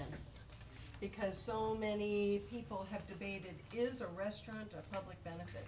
So is it a public benefit? Is it a special benefit? Does it fall into our special I benefit? think it falls into the special Into the benefit. special benefit. Sure. Yeah, if it's not a private restaurant that I have to pay to go eat at, you know, that's one thing. If it's a restaurant that's there, I think there is a special benefit to that. And I definitely think there is, back to being a Southie like John, I think you know, that's a benefit that everyone, I think, needs, I or think- feels like they need. I think we could say, would it be fair to say like any amenity falls into the special benefit category just by the way it's, Well, it's, Well, the if the reason it's public has not, used to it. I may not have access to Seagate's pool or hot tub or spa or steam Yeah, room that's amenity in their for the building. development, Right. that's what we're talking, Yeah, that's an amenity for the development, so, You want it to be special to us, then Right. give us access to it, yeah, and under what conditions? yeah. But access will be limited to 75 people Right. that pay. Yeah, and I think So that is those a are very restricted, special I think benefits. that's a restricted, very restricted special benefits, and I would throw it out of the special benefit category or public benefit category. I would say, hey, that's nice, you know, do it or don't, right? That's your right, but, you know, as a developer or you know, property owner. But, He's much more chatty in person, isn't he? Seems to be, we have his full attention, I think. Like the non-AI version. it's very, Just saying. very hard to Get a interrupt cardboard, on the screen. TV too. screen put Yeah. on. That's good, it's good to I have to know go that. off It's good mute. to have you here. Okay, so, we've defined. That was helpful, by the way, thank you. Oh gosh, very helpful. So we know what a benefit is versus an amenity. Do you all know what a benefit is versus an amenity? A benefit is a public or a special benefit. An amenity is, to me, an amenity is something that is for the use of the people who belong to the club. That's an amenity. Right. I mean, but what's a public amenity is, well, I don't even know that we need to define that. No, let's not go there. No, I'm good with it. Okay, so the public benefit versus enterprise, I had that in there, and that was mostly discussed relative to the, relative to restaurant, and so restaurant has now falls into the special benefit.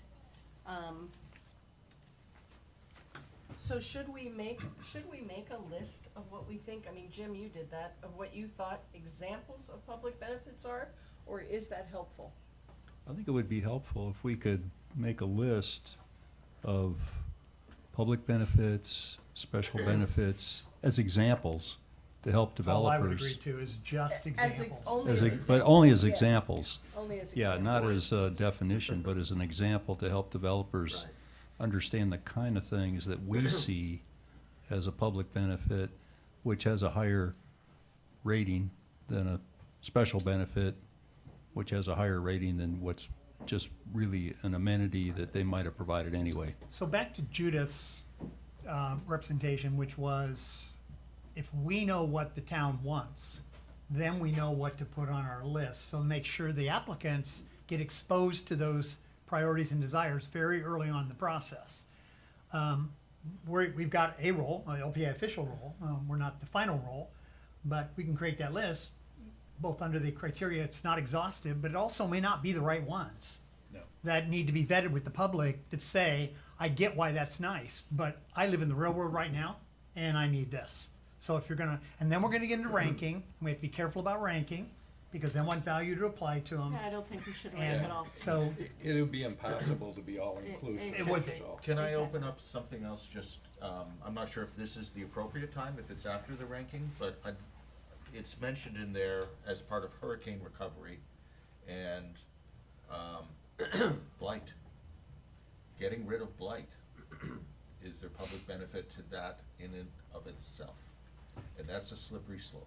You know, I think blight at this particular moment in our history is subjective, because there are so many people who love the open space on the island, and others that would say, well, that's blight, that's blight. That's why I say it's a Yeah. very slippery slope, Yeah. but it's something that is referenced, and, I watched- undeveloped land is not blight, but buildings that are dilapidated are blight. That to me is blight. I say maybe we could define blight as any structures or buildings that fall below our code standards or are in disrepair or something like that, but I think we have to be careful not to be subjective. Yeah, yeah, if we could find that, I think that would be important So because. how do we make that actionable? Because we're watching forensically what the town's trying to do with property owner rights and blight. And it is an arduous process and one that can be interrupted with nothing more than filing a permit and not moving on that. So if you're talking about a developer coming in and saying, I'm buying this property to eliminate these issues, they're gonna do that with the property, whether it's an advantage to us or not, because they're not consistent with development. I would struggle with having a broader category like that in and let them make an argument that we're getting rid of blight because it's not happening now. You're not doing that altruistically. No. You're doing that as a demolition process. Yes, yes, and not only that, but getting rid of blight should be something that the code enforces. There you go. You know, so Yeah, I it's mean, we code could all put enforcement. tags on all the spots on the island right now that we go, why is that still there? Why is it still standing? Yeah, so I don't know how to handle that element that John's bringing up that's in there. Well, it is subjective. So- So let's leave it alone. Okay. Let's leave it alone. Especially if you're talking about dilapidated buildings, because there is a process in Yeah, place there's for a that, and that I can don't think be- it is vague. I longer think than there's a people would legal prefer. definition in the code.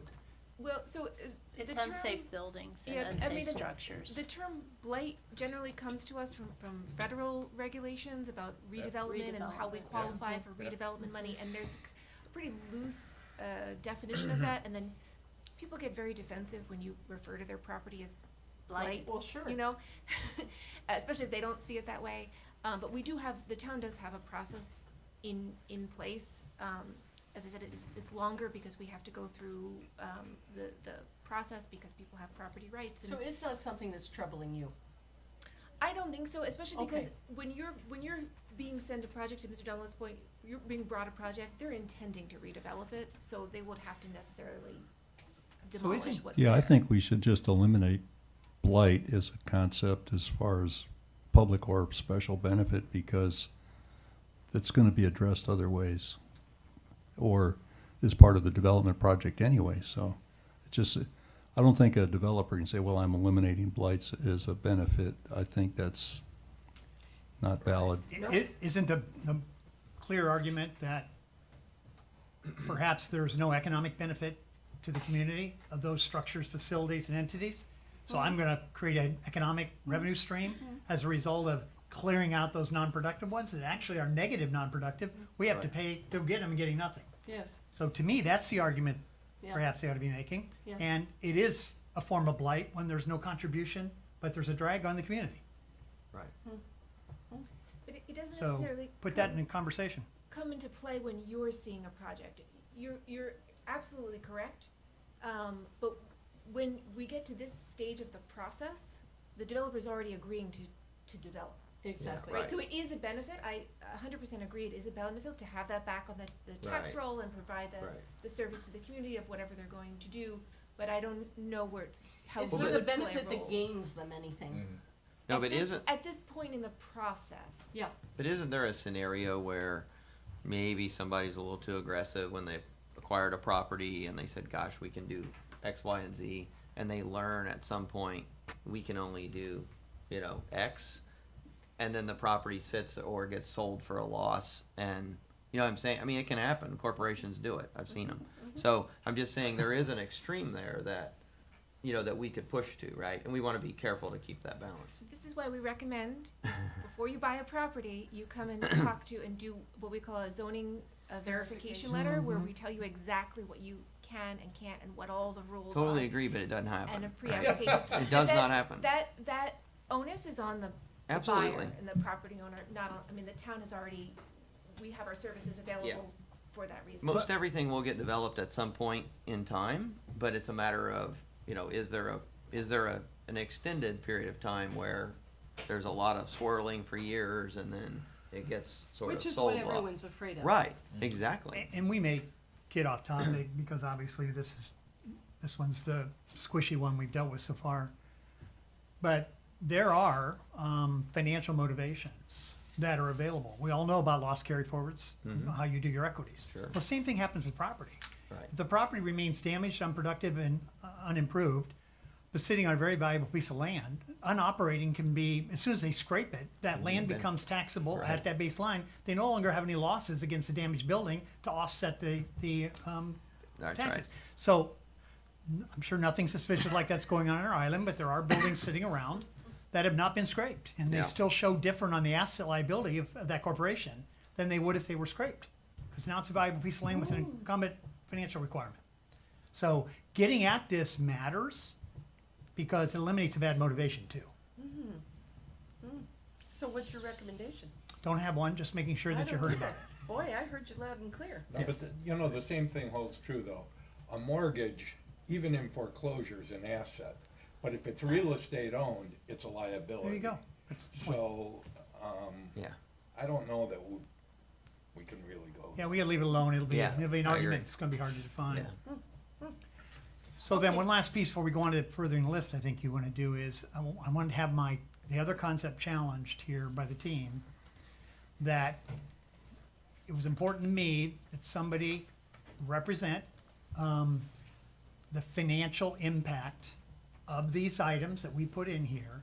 So if they're gonna acquire land, I think they ought to let us know what they paid for that, and of course, we can find that out. If they're gonna make other investments, I just don't think it ought to be nebulous and only taken for granted that it is what it is. I think the applicants ought to have a challenge to quantify it, and we have the opportunity to challenge their conclusions.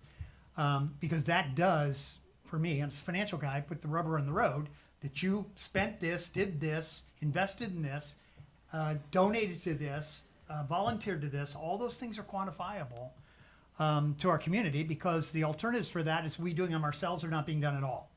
So I'd like to hear the team's reaction to putting the numbers around what they represent as some of these public benefits and see how that tracks. Can you give me a little more detail on that concept? So like,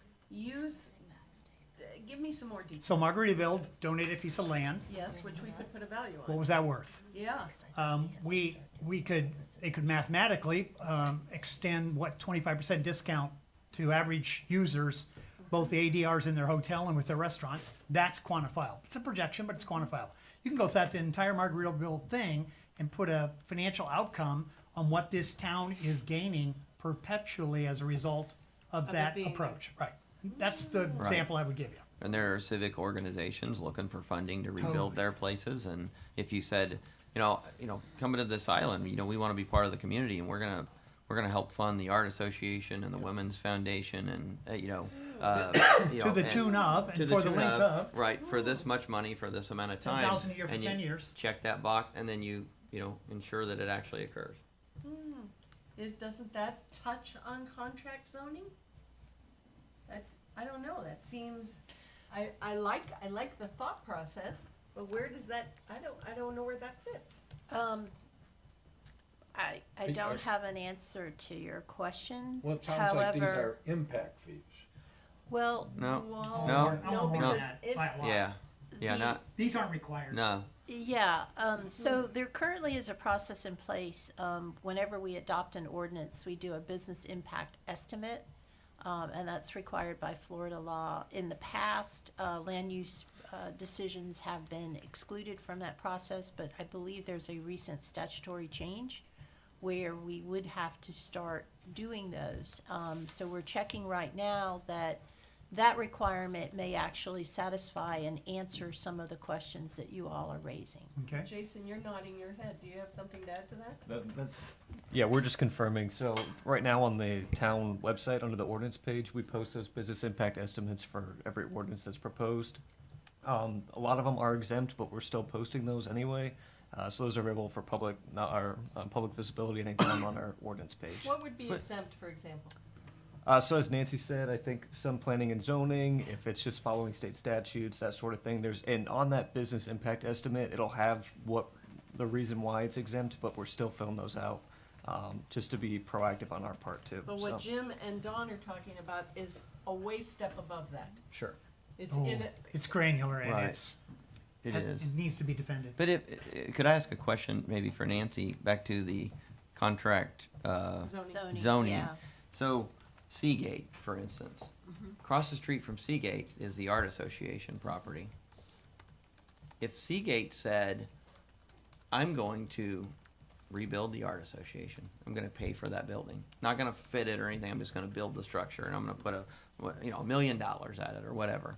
Is that contract zoning or is that a That's public? gonna be with the art association. That would be their private agreement that they have. I Yes, don't but if he s- says that in the course of his, if he had, because he Right. has not No. said that, if he had said that in the course of his public hearing, saying, His and you know, development something else approval. I'm going to do is blah. You know, this is adjacent to my property. One of the properties I'm going to affect potentially by building a 17-story building, is that I'm trying to figure out, that's a civic 5013C organization, I think, Yeah, so.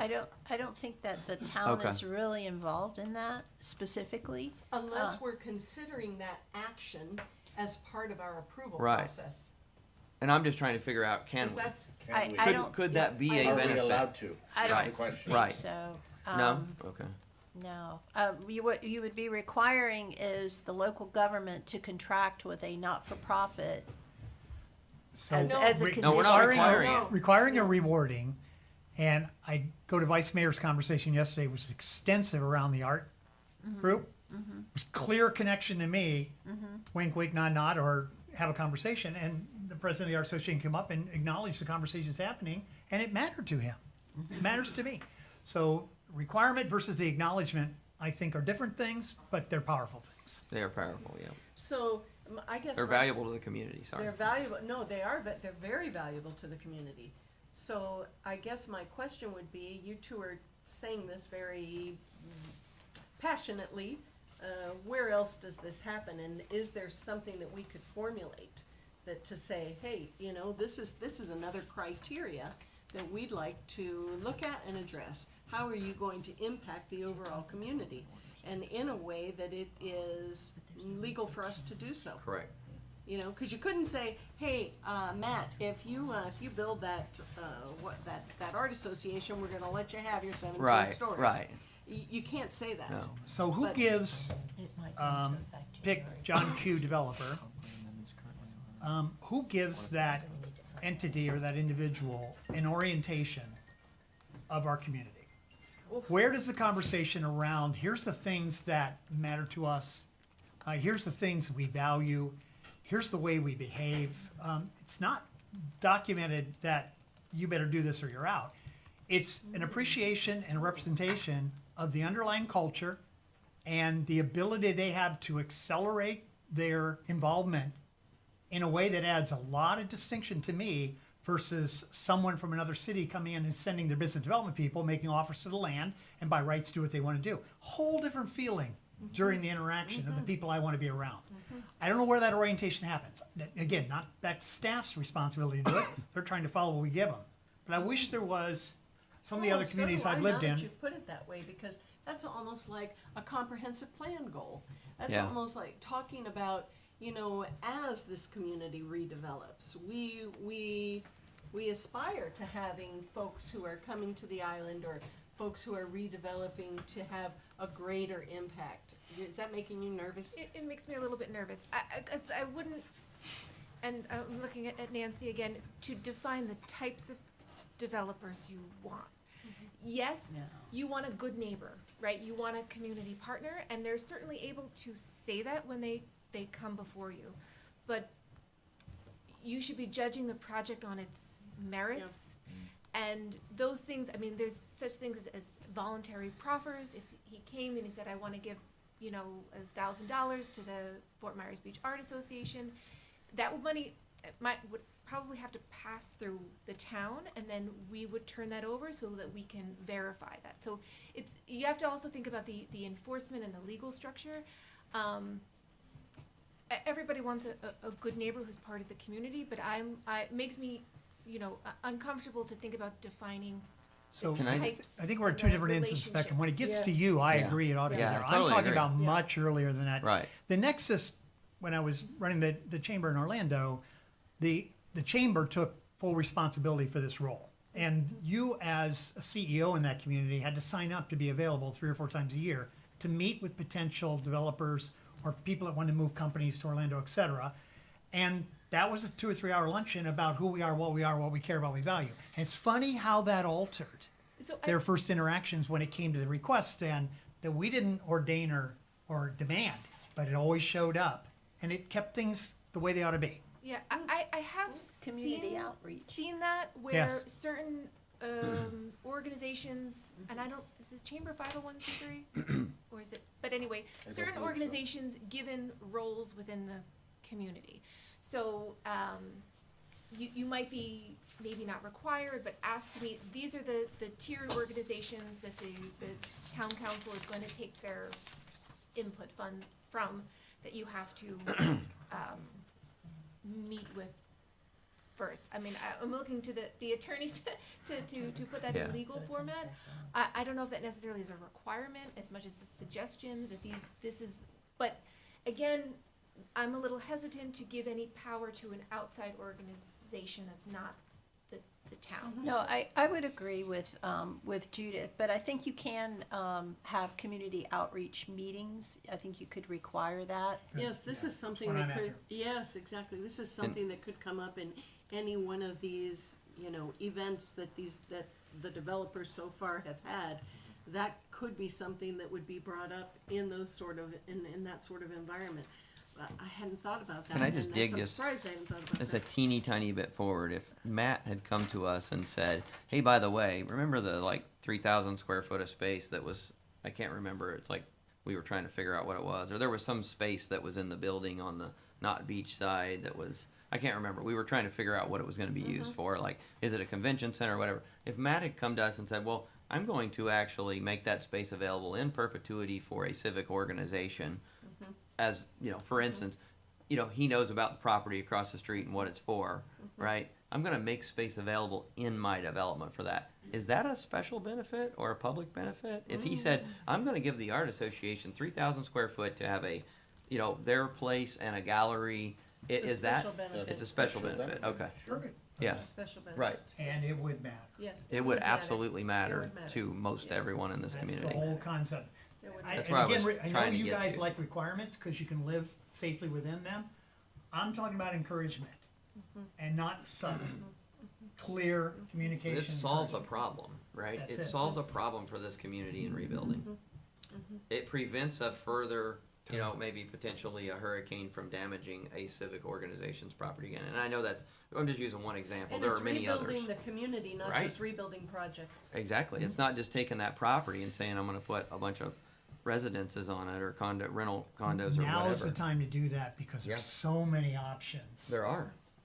that it's hard to pick a priority because there's so many. So let And it's- natural convergences Yeah. happen. And it's peanuts for a development. Exactly. It's peanuts to make that happen. It's like, Those two but are it's very huge. dangerous. They're doing a great job. It really, Jim's inspiring me. I usually don't come up with this kind of stuff. May I ask a clarifying question? So previously, I believe Mr. McLean and Ms. Saracita, you mentioned, how do we quantify parks? What's their value? And from an environmental planning standpoint, I think it's a really, really tough question, but a really important question. And also, I would add one additional question on top of that. Is there a point when we have too many parks and their value is not worth as much? Or will No. we take every piece of land that we could possibly get and figure out how to use it later? You're But talking the- about but the my law of point is, if we're diminishing go- returns kind of Yep. thing. Yeah. Sort of. Yeah. But my point, I think, largely is if we're going to look at how we're gonna quantify what the output of a developer is, how much skin they have in this game, to your point, Anita, I think is the exact point. At some point, when you look at the ones and zeros in front of you, you're getting a signal that says the value of fallow land, even if it's a social benefit, is much more difficult to quantify than here's this built thing I'm giving you access to, or I built you a bathroom. And it's important to me. I think there's unquantifiable or hard to quantify social benefits that often get kind of pushed off because nobody knows how to quantify them. Jason, when I raised that issue earlier, what I was speaking specifically to was the financial notion of deeding property to the town, if it's a passive park, for example, there's no revenue stream from that. It's like, boom, it's off. And so does that become a negative, in fact? And like you're saying now, if at some point, what if we have so much park space that it becomes a negative impact for the town? I mean, I think that might be a lovely place to have to be to deal with that problem, but I don't know how realistic that is. Yeah, you agree. know? The land is It's- so incredibly expensive and Exactly, valuable here. exactly, There's not gonna be a whole plethora Yeah, of those donations made in my mind. Yeah. And we'll kind of know when it's there, and the conversation will change. absolutely. But to me, I mean, I've said this about Times Square. You know, 50 years from now, the decisions that we make right now, or the council makes right now, 50 years from now, what do those people think about the decisions we made?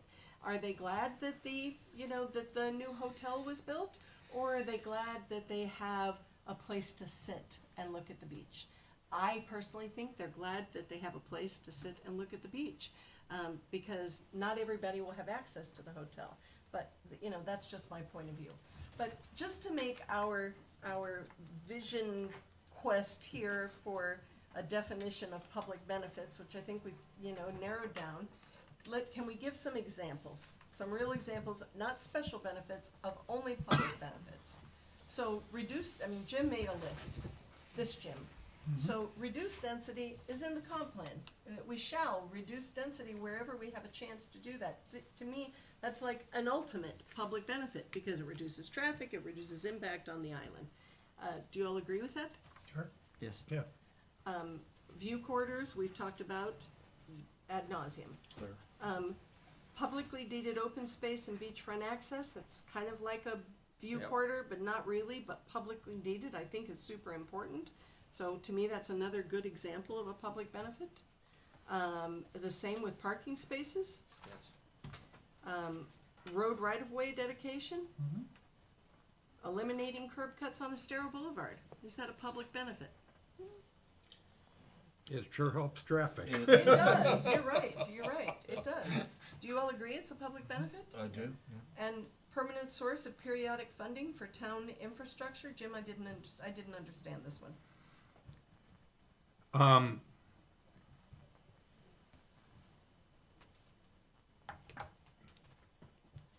Let's say that we're going to need a new fire station, a new water filtration plant, anything. But the particular development shouldn't bear the cost, the entire cost. So we talked earlier about it. They make a contribution to the city accumulates the money to do the infrastructure project. I think we said $20,000 for a parking spot. Well, there are studies that will say, at some point, we're currently upgrading the stormwater system. Well, that's definitely a public benefit, but the particular development would only be required to do it on site. So making a contribution to the benefit of the public for a larger project. How does that work? Yeah, let me give you an example that I thought of, kind of embedded in my document a little bit under this category. So this is a real life example. So it's Friday, holiday weekend, down at the end of Egret. Truck is backing up, hits the above ground water meter there. Yeah. So we have a beautiful geyser for a while to enjoy. And town comes and takes care of that and shut it off. You're the recipient of a boil water notice until we get 2 consecutive days. Well, Friday, holiday weekend. So Saturday, Sunday, Monday, Tuesday, Wednesday on our street before we had that 2 consecutive days. And that's because we outsource that process through proper laboratories and proper equipment, which is available. So wouldn't it be something if one of our partners coming here said, we're gonna underwrite the cost of having on-site water quality so your team can do it 24 hours and Saturday or Sunday, whatever they want to do, because the machine's sitting there and it'll do all that. So $50,000 for that, and then the appropriate training and certifications, we pick up a benefit for our town and our residents that's material to sitting 5 days without water or with having to boil it. When I think of that kind of thing that these partners can do, I see huge leaps in those little things that are nothing to them in the grand scope, but really materially impact quality of life here. Just an example that I have. Okay, I get how it would work. Okay, so that's definitely a public benefit. So when we were listening, when I was listening to Jim speak, and what went off in my mind was impact fees. It Yep. sounded like Right. you were describing that, and that already is a component in our development agreements. Right. Not as a public How far benefit, along but the is the required town- payment, so that we have infrastructure in place at the time of development. And how far along is the town in that process right now? So, the town council asked that question yesterday, and Sarah said she was gonna get them an update, so certainly we can have one for the November 12th meeting for you all, if not by next Monday at the town council meeting. But I know that it's Access, Infrastructure, the company Sarah works for, that's doing that process, and they have met with all the town staff, and I believe that they've collected a lot of the information. But that's gonna capture the impacts, like you said, of the specific property. So if that property needs additional pumps for water, I'm just coming up with things for the actual Yeah. property. That's why when we were talking about the development agreement, we separated out off-site improvements. So what you're saying would fall under that category. And when you are doing a development agreement, you can, as we've done, think about those things. But it has to be something that is directly connected to the property. But maybe not happening exactly within their property, but happening in the right of way, immediately adjacent, or directly impacting their Or property. it could be, right, if it's a 17-story, we might need a taller ladder truck, for instance, right, in the town. So the impact to the town could be greater, right? I mean, there are things like that. Or to your point, booster stations to push water up, So the booster for the water pressure, and I know that came up yesterday, that's on the developer. right, So within the site, They're right? gonna want that because Right. they're gonna want water Yeah. pressure. Well, they have but to have fire the- flow too. The town's not going, they have to automatically, that's not gonna be covered in the impact. No, but fee. see, if, like, for instance, just to explore it, so I'm in the business, so water and sewer, so if, is the main that's going down Estero Boulevard large enough to provide the capacity for the boosters to actually push the water? I think it is, but I'm just saying as an example, that would be hey, you've got to actually increase the size of the pipe from point A to point B to Yes. get you the water pressure, and that could be a special impact fee for that development. Yeah, I mean, and that's true in the reverse, in the sewer Right. as well, making sure Exactly. those, and that'll Or be, capacity should for be the sewer. captured. The Well, the same sewer would is- be true for oversizing too. Right, right. But we may have to pay the county for sewer treatment, right? So we may need to pay them impact fees for, if that's 10,000 per equivalent residential connection, then we're gonna charge them 10,000 times that at the town, cause we're gonna just pass that right through to the county. The town doesn't get a benefit from that though, and that's what I think we need to be careful with. There are actual costs to the town for a development to occur, and that needs to be collected. And then that's sort of the minimum, that's what's required.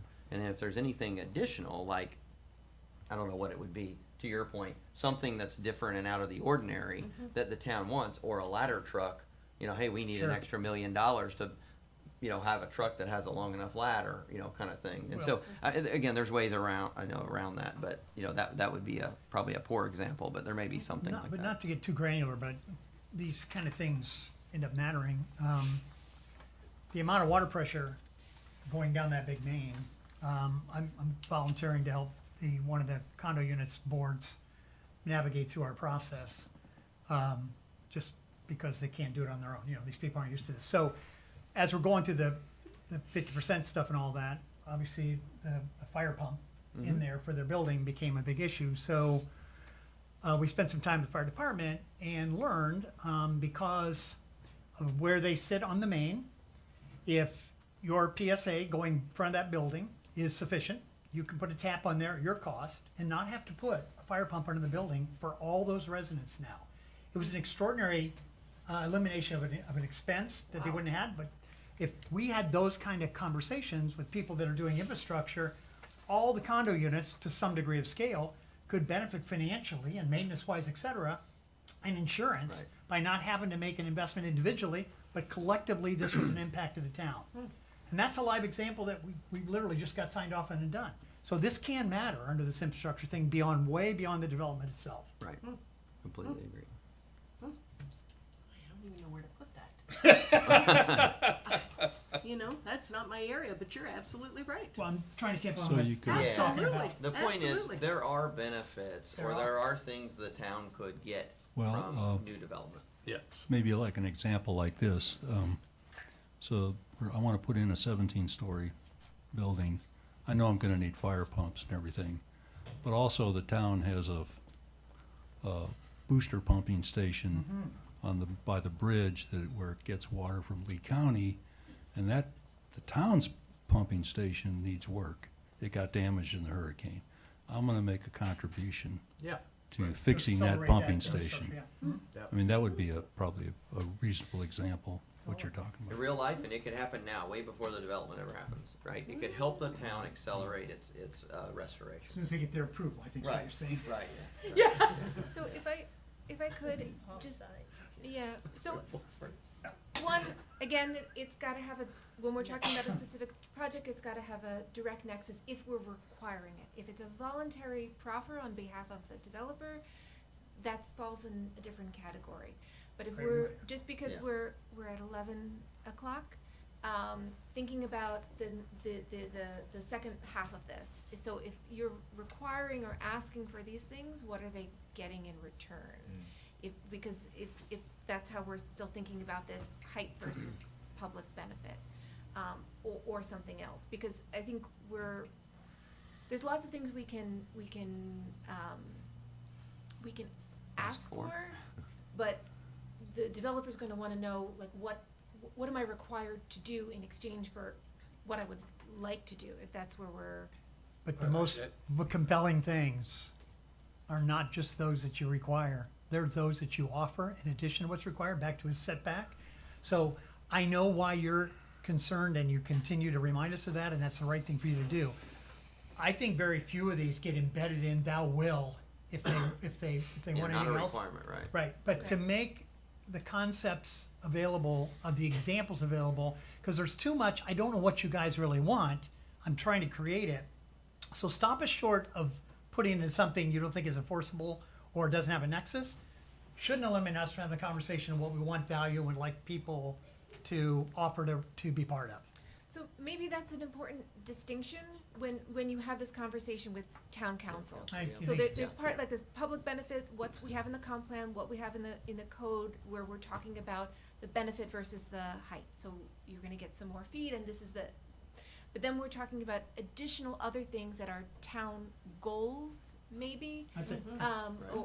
or enumerating that some other way, so that when a developer comes in and we're gonna have a development agreement conversation about, But this actually goes to what Jim said early. And nobody thinks that the staff should be empowered to do that. These negotiations should be happening at a different level, whether it's here or town council.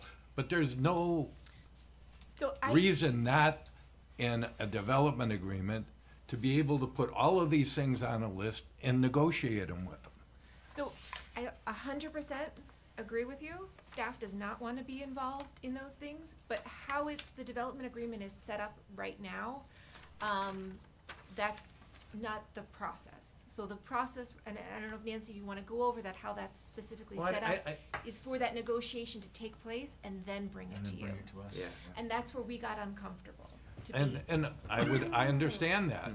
And I know that, the town manager and the staff Bingo. and the attorney Bingo. negotiated Bingo.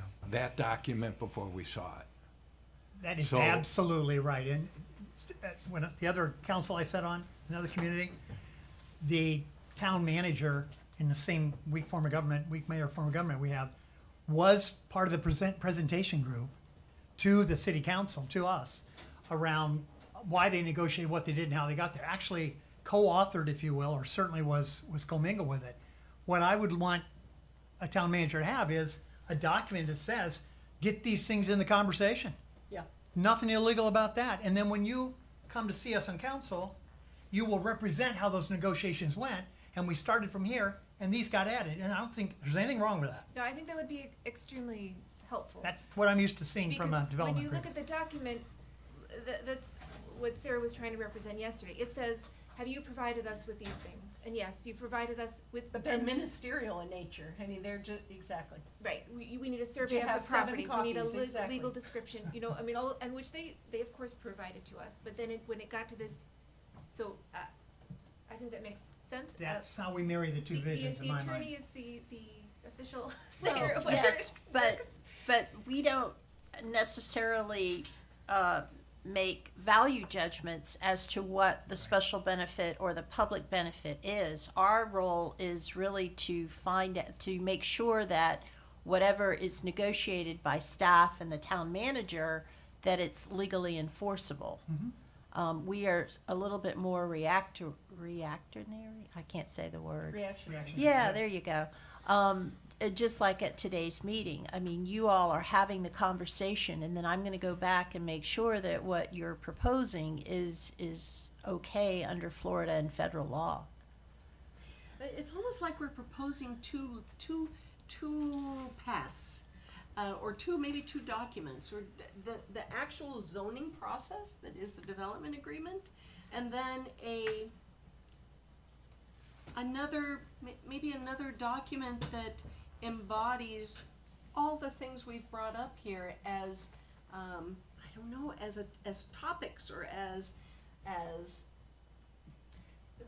But that could be in the comp plan, you don't have to create a Right. whole new document. It's not going in the development code. Okay. If sewer and water infrastructure is a goal and that should be No problem with that. something considered, we can, you know, I mean, I believe it's already in the comp plan, but, so, we can identify what those things are, to we create have the to create documents. the nexus. Yeah. Yes, okay, got it. And I don't think we need a new Got it. word. These are definitely no. public benefits. Yes, they are In the- public In the benefits, for sure. subcategories we have now under that, I think it fits there. I wouldn't overcomplicate it. Yeah. I just want to empower it, Yep. illuminate it, make it that kind of conversation that you want to be part of if you want to come to our town.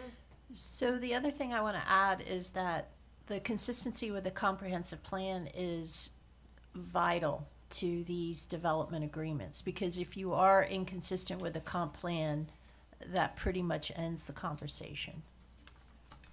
So if we start with the definition of a public benefit as something that is accessible, I'm using your words now, Jim, accessible to or for the benefit of all in a with unique nature or physical location for a perpetual commitment to the town of Fort Myers Beach. We've kind of ballooned or blossomed, that's what a public benefit is. And then the details, and then a special benefit is something that is exclusive to a subgroup, to a particular group of people. And then in the examples, you know, once it meets that threshold, the examples, we've pretty much itemized as things that are examples of that and hopefully could be embodied.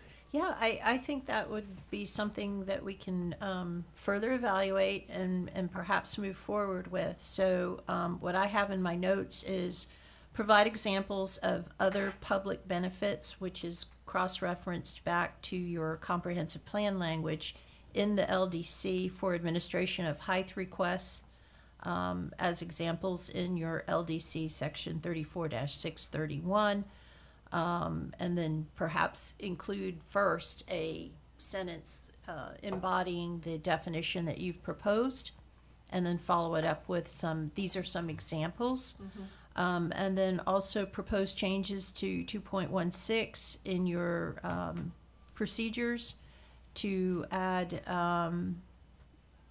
public benefits, special benefits or public benefits, and to include amenities as a special benefit, and to, there's just a change to affordable housing to workforce housing. That's what I have so far. The only thing we have not touched on is, where does it get you? What does it get you? Can it get you 17 stories? Can it only get you 10? Not gonna Can get it me to only- go there. No. Yeah. I don't wanna quantify that. That's a But I challenge. do wanna, back to what Judith was saying, you know, I had a hard stop, like another board meeting to get to, so I just wanna make sure where you started with this was, what's the next step, the timing, and how do we get this to council? So, if you don't mind, Nope. I'm still here to participate a little bit in that. We've made some progress, I'm sure we have further to go, but I also don't wanna miss the opportunity to publicly put out what we think we're gonna do with this and what we think that ought to look like. So Nancy, the next step for you is to quantify what we've discussed here today and put it Yes. in a document form. Yes, And then that will be discussed at the 12th? Yeah. at the 12th, we'll discuss it at the Oh, 12th. good, okay. And hopefully, sometime between now and the 12th, the town council will set a date for a joint meeting, where we can finalize something here. And in the meantime, we're gonna have all sorts of cases come forward. So I think the sheer fact that we've had this discussion puts folks on alert. So whether it's a joint meeting or whether or not they have a discussion along the lines that we're having, and then we Absolutely. get together like most houses of Congress Yep. do, and then Yep. have a compromise committee, at least we have everybody on a conceptual record. So can I ask you a question on the document? I don't want to violate any laws, why I ask you. So when you create that, does that come to us for review part of the 12th, or does it go to the public domain all at the same time? Well, it'll come to you for review, but your agenda and all its backup materials, that is all But do public. we get it ahead of time before it's on the agenda, before the agenda's published? Are you gonna send it to us individually? Not that's usually not part Okay. of our Okay, but process, can but if we- you But have could we- could- questions, could then we you do could call this? me. It could, Yeah. Okay. because Jim has invested so much time and this Jim has invested so much time in this, could we ask you to send it to get input from these two members on this? They can call. I can have a conversation with them. A lot of times what happens is before, well, usually it's after an agenda goes out, there's individual conversations with members of boards and But council. That's after the fact. What about in the process of So if this? I have questions, interpreting the materials that they've provided, I can call them. Draft review. A draft review, a draft review. What about a draft review, Nancy? How Say yes about, to that. how about giving me the discretion if I need to ask questions? Okay, whatever. I just, you know, I know how important this is, but I have not given it the deep dive that you have, or these guys that are in that field, you know? But so not It's- to miss an opportunity. Exactly. I think council has an M&P on the 7th. Can we get our document into the conversation for that agenda? Because we're not meeting again until the Which- 12th, our draft. We could give them a summary of what you've discussed today, Okay. but I would not. Summary is good. I like it. Yeah, because I don't want to misrepresent in writing what I'm hearing would- today. A summary So- would be good to them, so at least we know we're on the right track, because I'll tell you what, this morning, I had a conversation with somebody, cause I was, like I said, I was feeling discombobulated, because I don't know if I'm on the right track or not. I really don't know. I don't know. I'm very, yeah, I don't Okay. know. So it'd be nice to have some direction, maybe they look at this or listen to what we've said and say, it's a bunch of, whatever. It'd be nice to know, because So I have we other can give things a- I could a spend my time summary on. What? We can give them a summary of what's been discussed Do you today. think that would be helpful, Judith? I mean, a summary to let them know what's been happening, but I think really the meeting, what I wanted to avoid is you presenting us information and then us presenting it back to the town council without you all there, right? Right. So that's why I think the joint meeting is really essential, but certainly a summary of what we discussed. But I think a would be joint right. meeting can be a conclusionary meeting, Sure. clarifying and distillation meeting. The conceptual meeting, I think unpolluted with that back and forth, we get their opinions and their attitudes on the record a bit, so they can influence the document, and then we have whatever that joint meeting looks like together. And my goal in going to that bid, we're gonna come out with a substantial amount of agreement on things, 'Cause the other- post-compromise. The other thing to keep in mind too is that we will need to schedule comp plan public input meetings. Oh, sure. And so Right. that question can also be asked to the public at that time, if you Love it. feel like that's appropriate. And then after that is finalized, then I assume there's gonna be land development code public meetings. So as we're thinking about how these things get added into and formalized, so I don't know when you're envisioning, like, cause you're saying the joint meeting would be the end stage? No, Do no, you- for our role in that public reaction and feedback, and whatever the right way is to do all that, the more the merrier. I think, Judith, the whole idea is to get off go. Because if this has been talked about, and it's like, let's just say, here's what it is. And so we eliminate, I mean, if I hear another time, we don't know what we can do, well, yes, you do know what you can do. Here's the plan. This is what you can do. What you don't know is what you can get, and what you need to do to get something. So, if we could memorialize that, the sooner that we do this, the better, for the residents and for the developers. And for you guys. So Judith, I know that there was originally, we've had a couple storms come through, but what is the thoughts for the larger community meetings that we've been talking about, that Andy was talking about for comp plan? Comp plan. I'm not 100% sure. There is an outside consulting group who has been handling the Okay. comp plan, and so we have to schedule them. You know, the storms obviously changed everything, course. and so we would like to do it before the end of the year, but I don't wanna speak to that. I don't know exactly when that's No, been scheduled. that's fair, I just wanna But make as sure is- that it's still The- front and center, cause The, it's yeah, really important. the comp plan has to come first. We can't really Yep. deal with the land development code until the comp plan is done. That's why I'm asking about, I think it makes sense for you to have this meeting with the town council, so you all are on the same page and you've had that discussion. And then the public can maybe opine on where you've come to and tell you all whether they're in agreement. And then we put that into the comp plan, and then maybe there's another meeting before the land development code and that public process. But I'll talk to Sarah and, the town manager about when they envision Yeah, that happening. yeah, I mean, I think this is incredibly valuable because it at least puts out what our opinions and Airs it. perspectives, it's out there, and I'm certain that council is going to watch and understand some of what we see. Some are here. I just want some closure. Well, Yeah. listen, we're not all gonna, Or some we're all meaningful- not going to agree, but we all certainly need to get it out there, what we're thinking, right? Yeah. So let's just continue to shed light on all of that. I mean, Okay, well, I hope this was valuable, and we'll do it again. And so Jim, I'd just ask you to be in touch with Nancy. And Jim, I'd And ask I you may to be in touch with Nancy. the rest of you guys too, Good. just so you know. Good, good, Totally fine. good. Anita, I need to ask, I am not going to be able to make the November 12th meeting, Okay. which I feel bad about, but I just can't make it. We'll excuse you. Yeah, thank you. You're welcome, you're welcome. I'm glad you guys were all appointed, and does anybody else wanna say anything before we say we're gonna leave? Okay, Motion to adjourn. thank you. Second. It's 11:24 and we stand adjourned. Thank you.